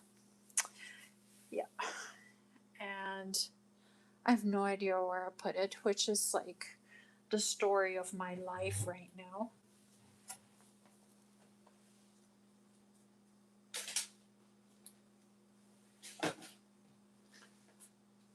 I got it. It's right here. It's right here. I've got it. Can I show you? I can show you one side. I can't show you the other side because it's not. That's for tomorrow. So I can't show you that yet. But I have the one from last week right here. So this is where I want to keep the clothes. I just want to keep the clothing in the folio, but I want to use the journal as like the storytelling time for the paper doll. And that was my goal. Why is that not wanting to stick? Ugh. Okay, go back on there. It is sticking, just not as fast as I would like it. So, see, the pages are exactly the right size for the paper dolls, which is what I wanted. So what I can do now, what my plan is for this, is to make backgrounds in here and kind of like come up with some fun things that I can do with the girls and have like each of them will have its own page because there's a new one every week, and this will be a year of paper dolls because there's 52 pages in here, 52 weeks in a year, and that means that every Saturday for a year I have a paper doll to go in here. So I think that would be a lovely thing to do. The other thing that I want to go with it is I want the label for each week to go with. How am I going to do this? So I think for now I need this to just tighten up a little bit. So I'm not actually going to do anything with her today because, like, look at what this is doing. Like, it's just not sitting right yet. It needs to be under something heavy to actually turn into a little bit neater journal. I just want to kind of finish the edges and make it a little nicer than what it is right now. I want to give the edges the metal corners. So I've got the closure, need the metal corners. I've got the beads on the back. And I don't know if I need much else. What do you think? What else do I need for this journal to make it look just perfect, even though I think it is perfect? I need a little label that says journal on here. I know I have a little label that says journal, and it is in the kit for the ads, the 1950s retro reverie ads. It is in there, but right now I don't have it. I don't have it printed. So this might be a really short video today. Um, what time is it? It's only 9 o'clock. I have like a whole hour left. Maybe I'll just do some stenciling on here and give it a background that way. Let's do that. What do I want to use for stenciling? I don't want to walk away too far, so I have some stencils right beside me. If I can get them off. Oh. Right here, and they're all flowers. So I may just give her like a flower garden behind her. I don't want to make too big of a background for her. I want to make a little bit of a background, but not too much, because I don't want to take away from her. I don't know if that makes any sense. So the colors that I want to use are the colors that are in here. So I want to use some yellow because she has a pretty yellow skirt. So maybe some scattered straw, a little rusty hinge, a little spun sugar for the top, just to give it more of that, and some pumice stone. How about that? These are, so the spun sugar is the fun part here. That is what is going to give it the interesting part, and I have no idea what's going to happen when I do that. Like, these three are pretty neutral together, but then we're adding in that spun sugar. Why not? I actually tidied up my stencils the other day. That's why I only have these right here by my side. So let's see what I have here for flowers. I like that one. I want something a little bit big and kind of stocky, kind of more like weeds than flowers. That will work.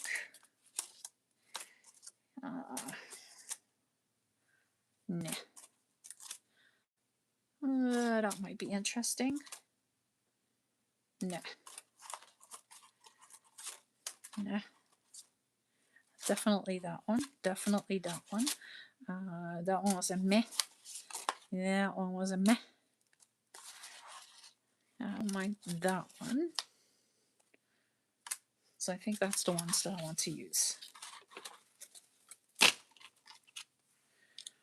Put those aside, and I am going to, I don't know, that's a meh. Okay, I have three. Three will do. So I'm going to start with this one, and I'm going to start with the darkest color, which is the rusty hinge. No, I don't know. My words aren't wording today very well. That's red, not rusty. I can use a brown. Okay, so all I'm doing is I have my brush. I'm just going over, and I'm going very lightly over this. I don't want crazy amount of color, but just like, oh, you can't even see that. I can, but you can't. So it's a very faint little bit of a background. And then I'm flipping the stencil over, putting it down, and I'm going over it on the other side. Just like that. Let me show you. So right there. So it's very subtle, and I am grabbing the clip. It's because I'm holding this down nonstop, because it is still pretty squishy, and I don't want that. I think I like these two the best out of this. So I think I want to just kind of make a bit of a background with just these two stencils.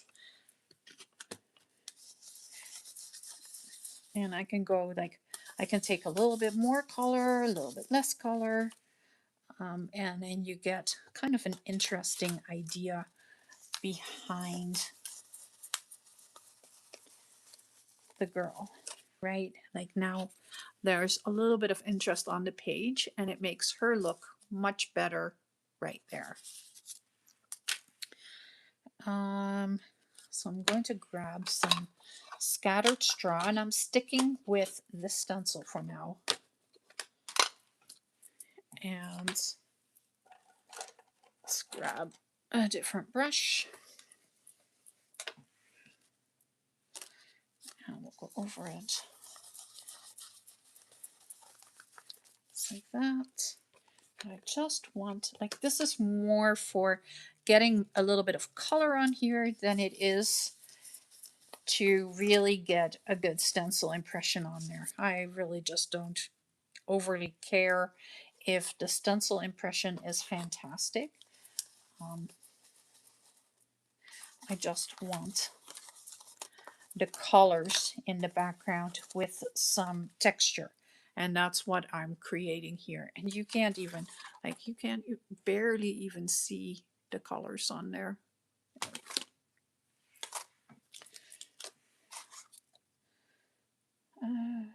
This way.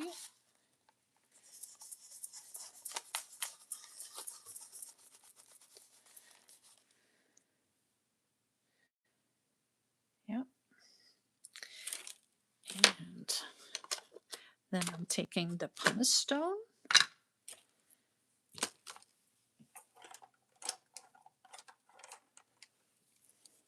Take that one. I'm putting a nice amount of that gray on there. I think that'll look cool. And I'm just using the exact same stencil still. And there comes the color. You can see it.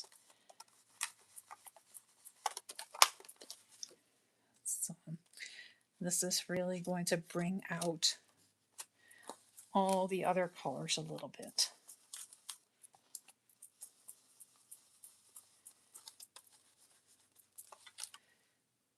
Yeah, I like that. It looks kind of like a field. Like the way the fields look right now. Kind of that blah. It's not really like it's spring, but there's no color yet. It's all this kind of gray when it comes out from under the snow. And that is kind of where my idea went for these colors.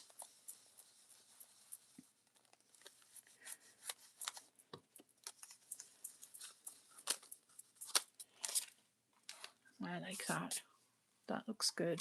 So then when I put the doll on here, you can see, like, because she is only two colors, she doesn't wash away as much as if she was on just that.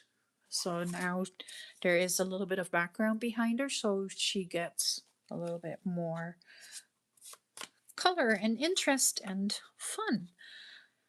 But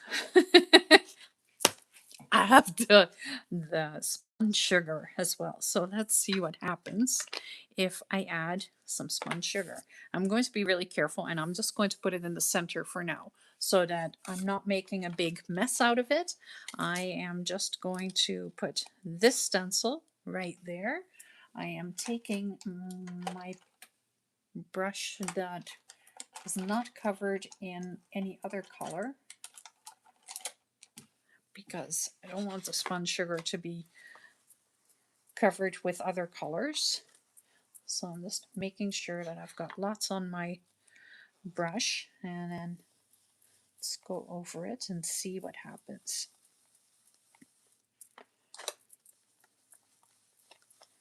And I think it would work. Oh, that is pretty. Look, that is almost the same color as her top. Almost the same color. So that's fantastic. So yeah, I want to put some of that through here. So I'm going back up to the top and I'm just giving it that little bit of spun sugar, which is just a really pale pink. And look how beautiful that stands out with those yellows and the gray. And I'm just flipping it over again.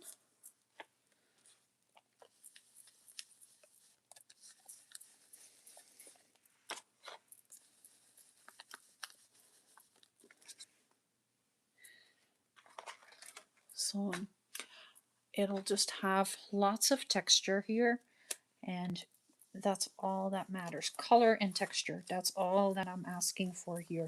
This is not about the stencil design per se. This is more about the colors and what it is making me feel that this looks like.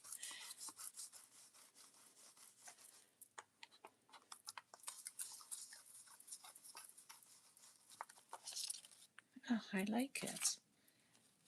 Look how pretty that is against her. I like that a lot. Okay, what do you guys think? Any opinions? Any ideas? Because I'm not done yet, but we're getting there. I think I need a little bit more right here at the bottom, so I'm just going to grab that pink again and just give it a little bit right here, just so that there's some color at the bottom as well.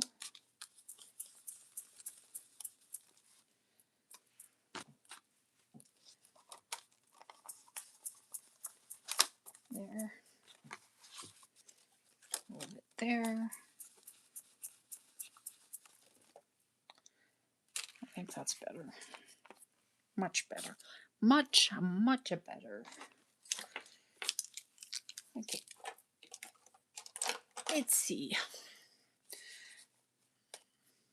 So I have that.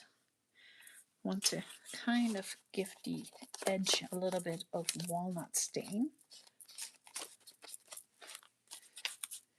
Not there, because, but right here, I just color it up a bit, just to give it a bit of a frame. There. What else can I do? I can take a little bit of water.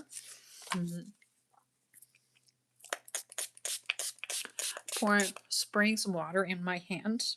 You can see it is like all over here too. And I'm just letting it just sit there.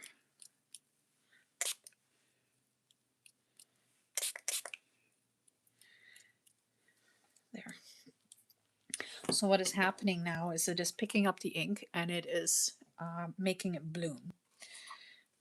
I will show you. So the ink is now getting like the circles around it, so it doesn't look so neat and tidy. This side will just dry. What else can I do? I have some.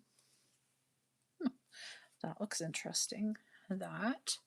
I just want to give it a little bit of interest. I have some little labels here, a pile of things. Oh, that's a flower. Well, let's throw a flower in there too. Why not?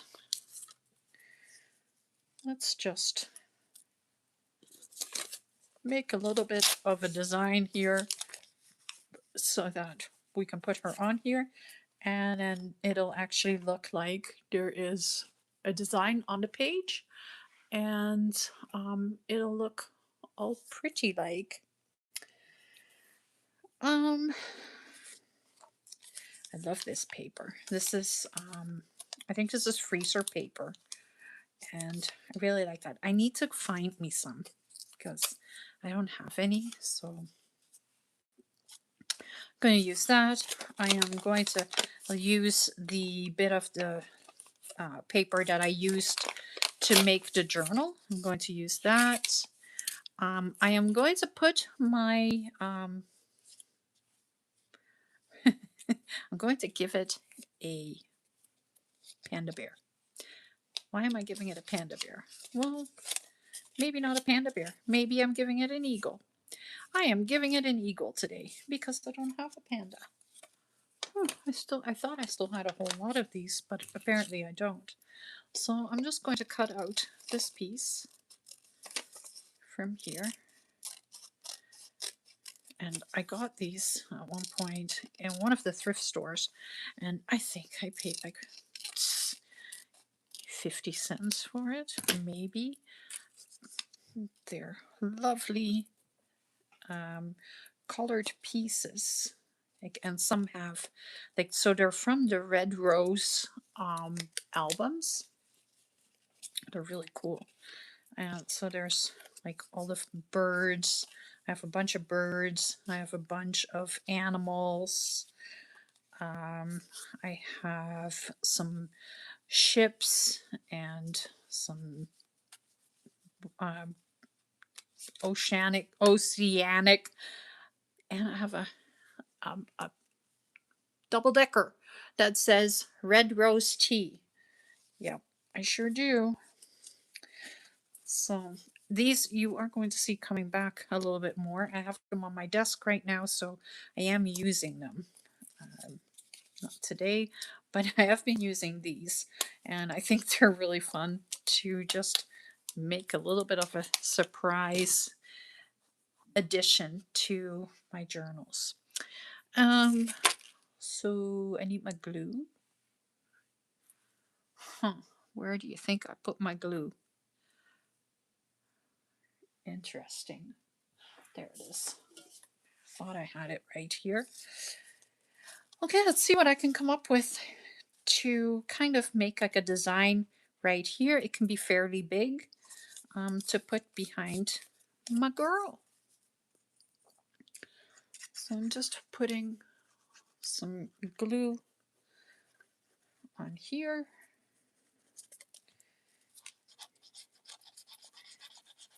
Just need to break up this page a little bit. And I may not have to, but I feel like it needs it. So that might not be something that is actually real, but it is feeling like I need to do that.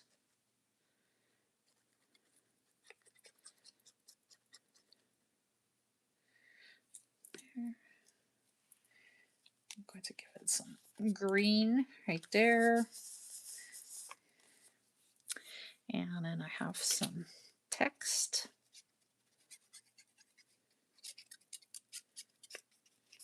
Whoop.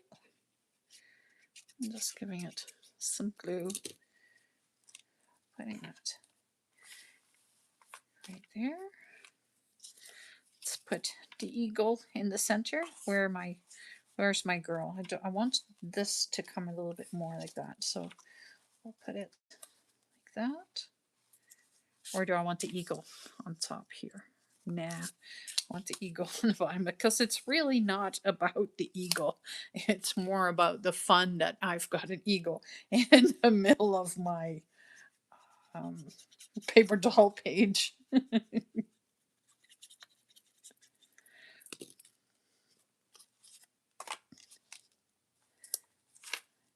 Just sticking it right there. So then when she goes on there. Yeah. I don't know if you can see that there's an eagle there, but I know that there's an eagle right there.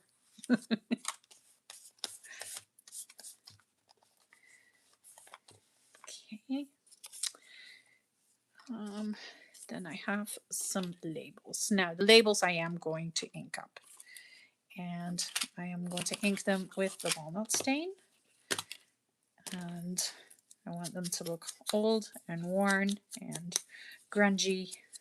And so I am just going to crumple this up and ink all over those crumples. And then it looks like a nice old worn label. And I'm going to do that for a couple of the other ones as well.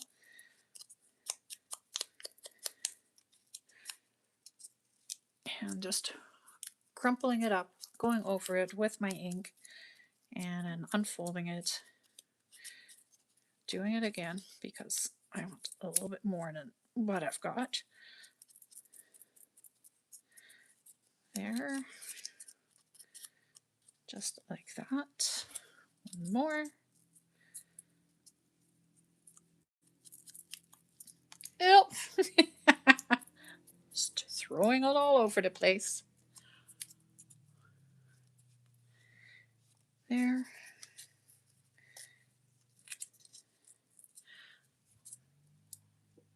Someone's around here on a quad making a lot of noise, which is kind of annoying. I'm sorry. That was not supposed to be happening.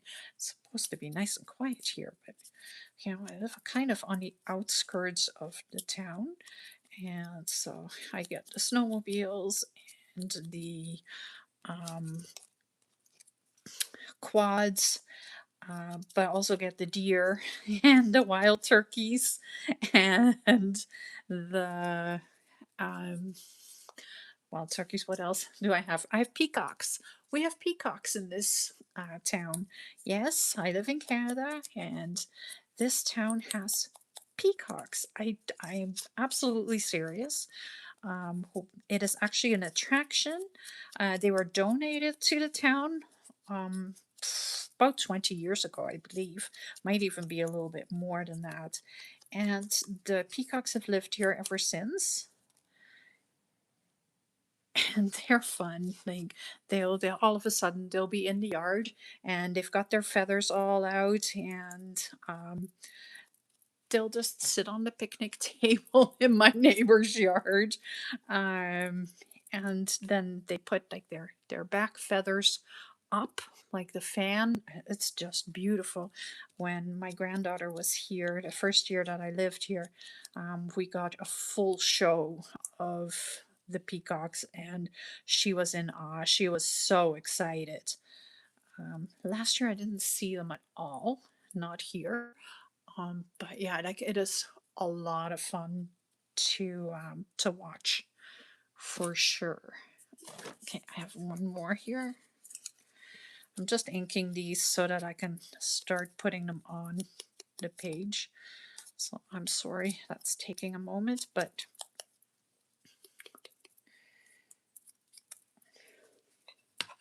so yeah, if you are familiar with Canada or you know how to do some research, you will know what town I live in. um, okay, so I have a flower, I have some these, I've done this. So now I'm just going to throw the labels on here and just create a bit of texture and interest. I am never overly concerned what I am putting down. It is not about what it says on the labels. For me, it's more about the texture that it gives when you're doing that.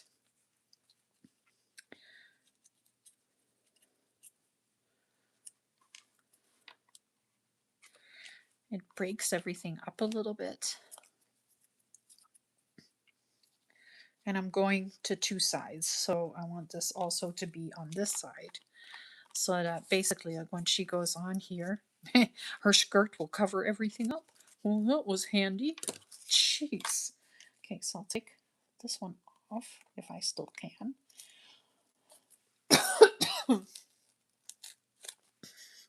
Jeez. You would think that I would at least make sure that I know where they're going, right? Okay, right there. That's one. That one can come off. Put glue back on it. Stick it right there. Okay, so now the skirt covers up where those were. There we go. So I can go out a little bit to this side. So I'll just putting glue on this one. there. Stick it right there. And I'm taking this one. And I'm putting it right there. What else do I have? I have this one. Whoopsies. And this can go right here. So now when I put her down, she's got a little bit of a bottom to her. Do I have some cheesecloth here? Yep, I do. I have a little cheesecloth. And I think I want a little cheesecloth to come out from the side. So there.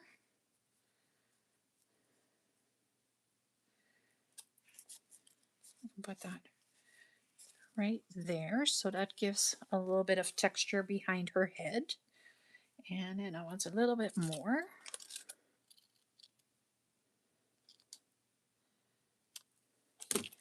Ooh. What the heck? I have like this tiny bit that doesn't even do anything. And I'm just going to put that right there. So it's just all texture and fun right now. And I think I want some right here under her feet. This little piece. That would actually be just perfect. Where's my 3-in-1 glue? Right here.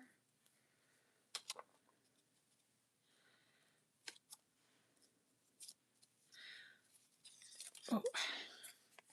So I'm just putting some glue along the edges so I can stick the cheesecloth in there. And so I'm just sticking the cheesecloth right there. Right there. Hey, it's very scientific. I'm just like slapping the paper doll onto the cheesecloth, and that kind of gives it the texture. So now the texture is right behind her arm here too. And then I just need some right there. Right there. There. I like that. I don't know if you can see it. Let's just show you a little closer. So it's not very visible, but it is visible. It's just subtle. It just gives a subtle bit of texture behind the doll. So now I am just going to put some glue all the way behind her, and all the little extras that I've been adding to her are going to get stuck down.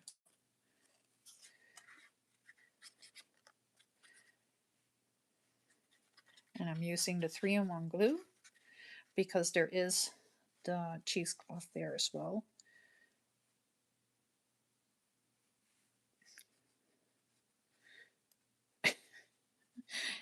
And it's not cooperating very much. There we go. So then I can put her right here. Pull this out just a little bit. I've got glue everywhere because it's on my fingers and I'm touching the doll, so now there's glue everywhere.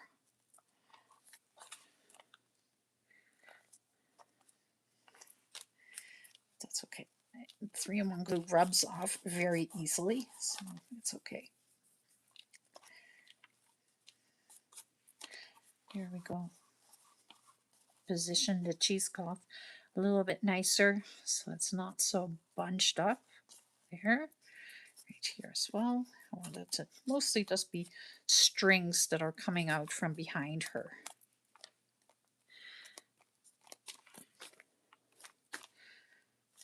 Okay, sticking her down really well. Just kind of rubbing over.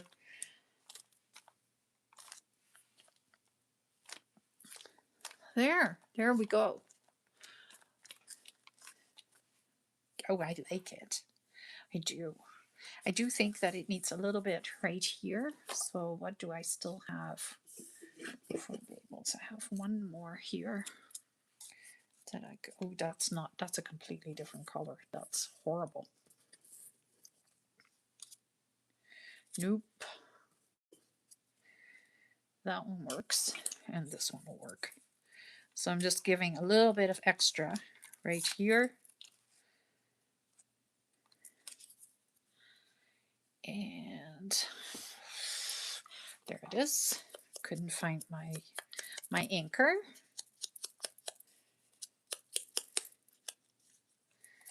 Now we'll crumple this up.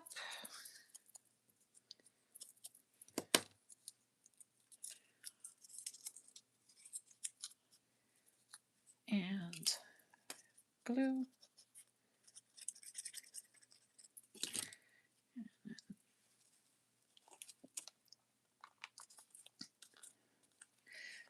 It's hanging on the other one right there. Okay. There it is. And just this teeny tiny one. I like printing my labels in all different sizes, and these are from the Junk Journal Studio. I really like the labels from there. I am trying to create my own, but it's not going so well.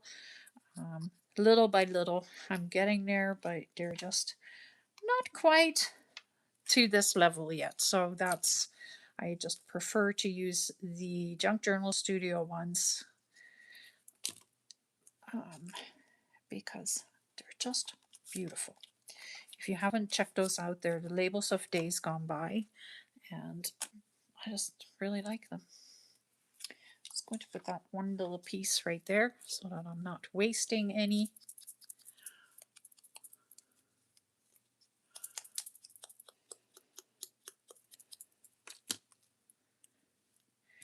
And glue.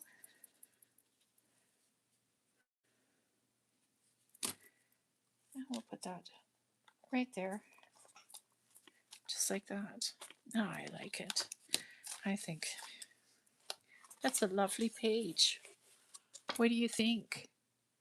Any opinions? Am I missing anything? Is there anything more that I could add? Or are you in the same idea as I am, where it's actually looking really good and I shouldn't be messing with a good thing now? Just gluing the cheesecloth down just a little bit better. Same here.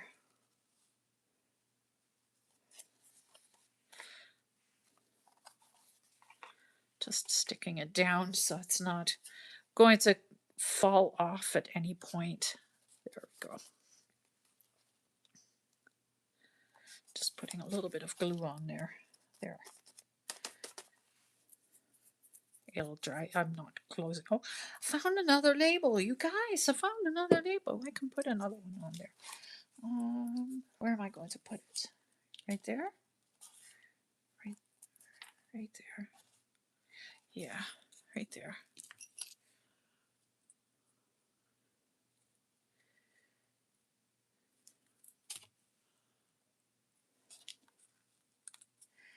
Just like that. I like it. I like that. It looks grungy and stuff, and she's just so clean and ready to go dancing, and she's going to do the jive. It's one of my favorite dances when I was in dance in ballroom dance classes. Yeah, I loved doing the jive. That was fun. There was a little bit more action to it than to the English waltz or the Viennese waltz or something like that.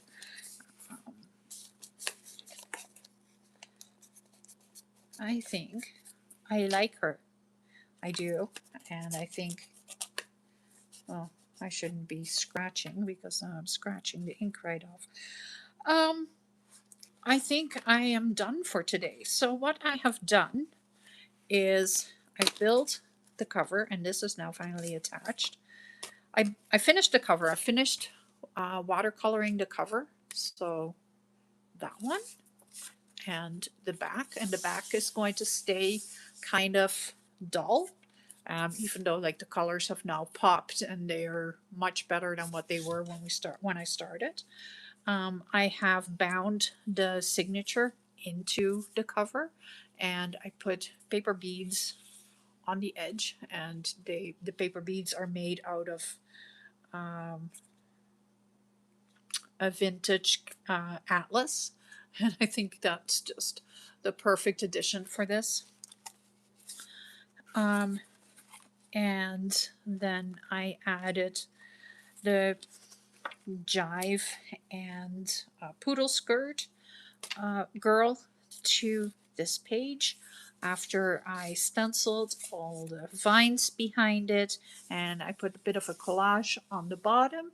So that's what I did today, and I make it sound really simple, but it was actually a lot of work, especially getting all these bits and pieces on here and making that look like a bit of a town. I really, really like it. I am really happy with how it turned out. Um, I hope you like it too. And I think I need to put some matte medium over here to protect this all, but I'm going to do that off camera. I'm not going to do that while I have you here. I may put a little crackle paste on. Oh, that would be cool, wouldn't it? Like putting crackle paste on some of these roofs. That would look really cool, I think. Um, if I'm going to do that, I am going to do that to the back first, so that if it goes wrong, it goes wrong on the back and not on the front. And I think that is a really smart idea, which is not something that I usually would do. I would usually just go with it. So the other thing that I've done is I've put the closure on it, and all I did was take some twine, simple, super simple twine, and an eyelet, and I punched a hole in the back, put an eyelet through it, and then put the twine on it. And now my journal is going to stay really nice and closed. And I like the roughness of the twine. I really do. But I want something pretty to the bottom here. And yesterday, look, 10 cents. I got these awesome buttons. Look at these. Look at that. Look at that button. That would look. How would that look as a bottom of right here? Huh, I think that would look really cool. Let's see if I can just tie a knot and if that will stay, or if I need to do a little bit more than just that. No, that is perfect. So I like that at the bottom. Is there another one like that I can put on the bottom? Look at this one. That's a pretty one too. Super pretty. Oh, that one. That one's going with it. They look grungy. They look kind of old and worn, and they probably are. I don't know why, but the area here, like the things that the things that you find in a thrift store, a lot of them are from the 50s. I don't know if you guys are finding that too when you go to the thrift stores. But yeah, I'm just going to put a little bit of glue inside the twine here so that it stays together, because I can't get it through the hole. So I just need to make this a little sticky, or like a little bit less where it's coming apart. Come on, really? I know I have one of those thingies that you can poke through and yeah, just pull the thread through. Let's see if that'll work. See if I can get it done that way.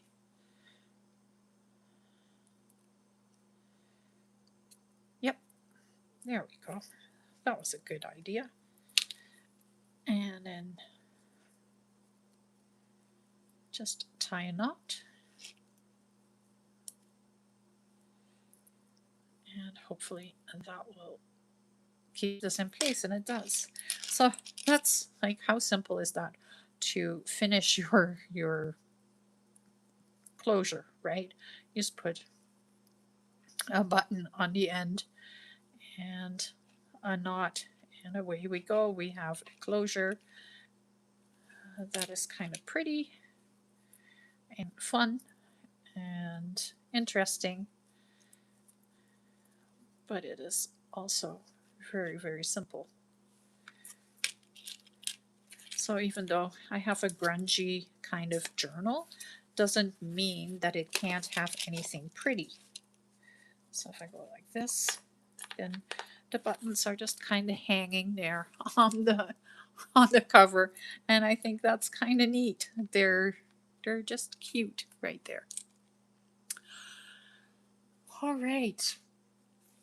Well, I think I am done a little early today. Is there anything that you guys would like to know?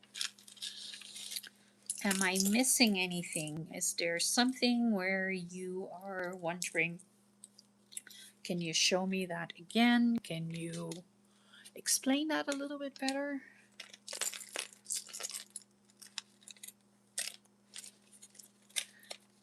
Because I would love to know. I would love to discuss things. So the next few weeks, I am continuing on with paper dolls, obviously. So if you are curious on tomorrow's, I will give you a little bit of a hint. That is tomorrow's. That's all I'm showing you.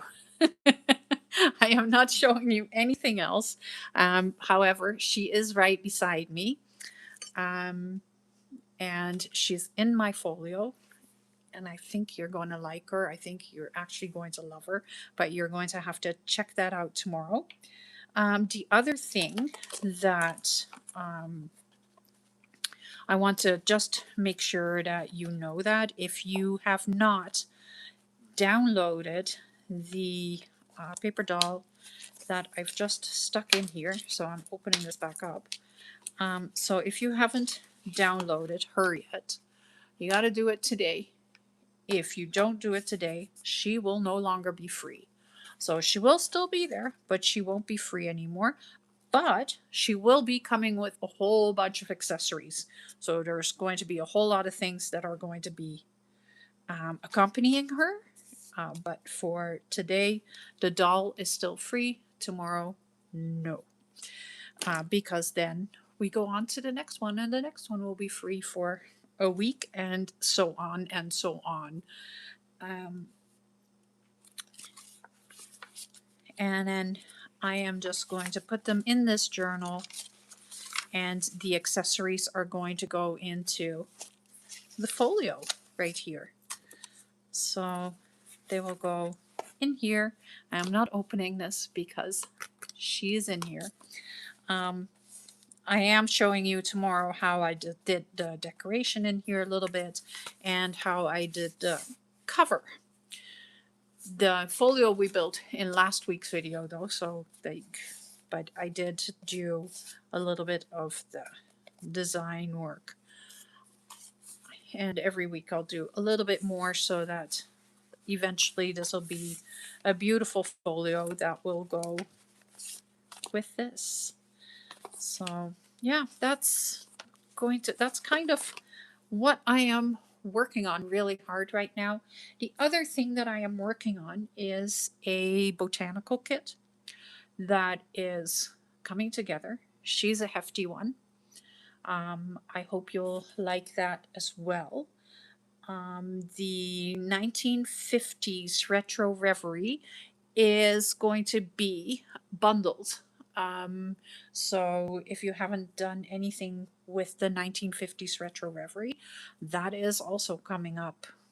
Where if you get all three, so the ads, the ladies, and the journal kit, then like they will be, it'll be cheaper than when you buy the three individual. The journal kit is really cool. It actually builds a full journal with 10 pages. I'm just grabbing it here. It is kind of a journal in progress at the moment. I just keep doing a little bit more, and I gotta fix this cover. I hate this cover so much. Don't like it. Every time I see it, I'm like, ugh, that is so ugly. So I do have to do something with it. I just don't know what yet. So this is my 1950s Retro Reverie journal. And little by little, I have been working at it. And I've been putting all my Mass Make March pieces in here. So every time I completed something, I put one of them in this journal. This is actually my favorite. I love this bird. It's just beautiful there. So these are tucks. There's paper ruffles that we made. There's tickets here. Um, the this is actually all pockets, and like so there's pockets here. There's a pocket here. I think there's a pocket right here at the top too. So right here. Maybe I closed that. Maybe I closed it. I don't remember really what is all there, but then it has all the little papers that go with it. So that this is a paper clip.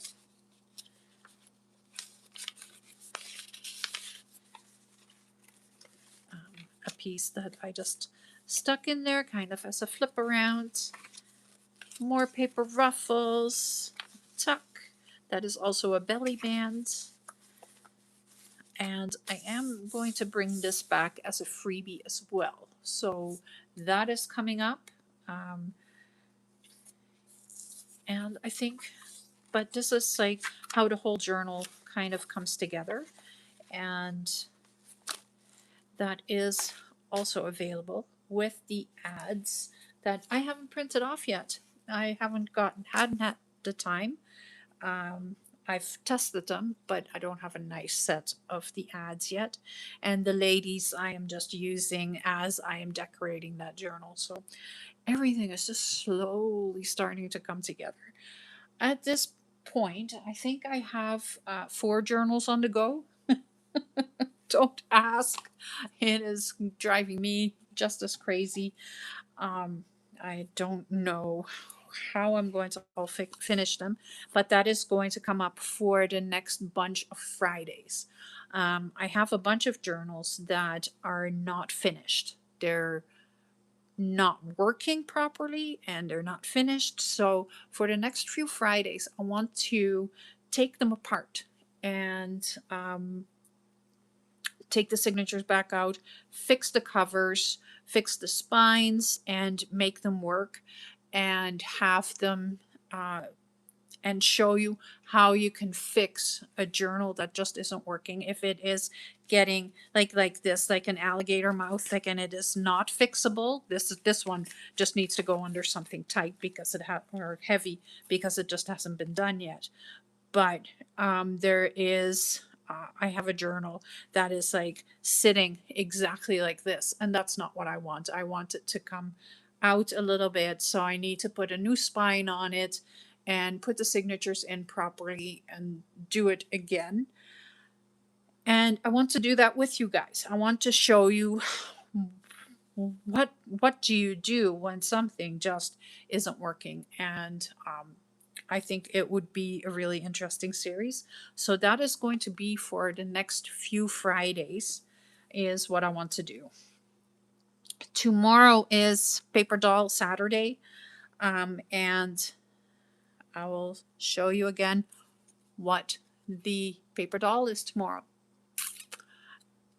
I think you're going to love it. So you'll have to check it out. For tonight, I'm going to call it a night.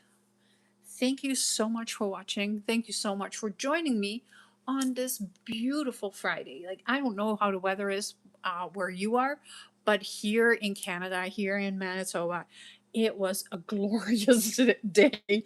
Everybody is smiling. Everybody is happy because we actually got some sunshine and a decent temperature. The air conditioning came on in my car when I was driving home today, so that is good.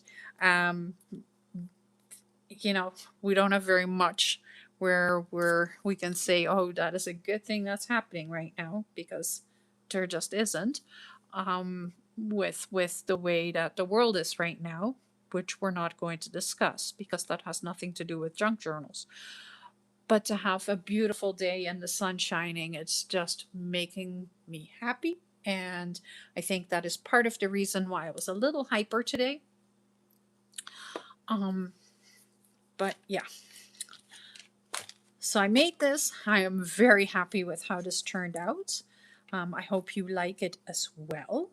And I hope to see you next Friday to work on something different. And I may grab my sewing journal. So if you have not caught any of the sewing journal videos, you're going to have to find them, because I am going to fix that journal so that I can actually put it on display in my place. And right now it's just not that nice to have that be on display.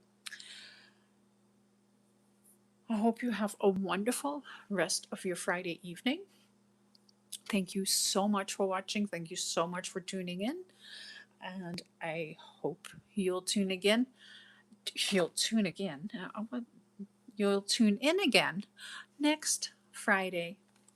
Don't forget, tomorrow is Paper Doll Saturday. So you're going to want to see what the new paper doll is for tomorrow. And if you haven't downloaded this one yet, make sure that you go and check it out.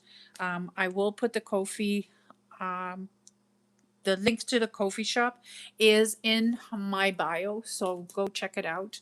She is there. After tonight, she will no longer be free. So if you want her, you'll have to get her tonight. Thank you so much for watching. I'll see you next week. Bye.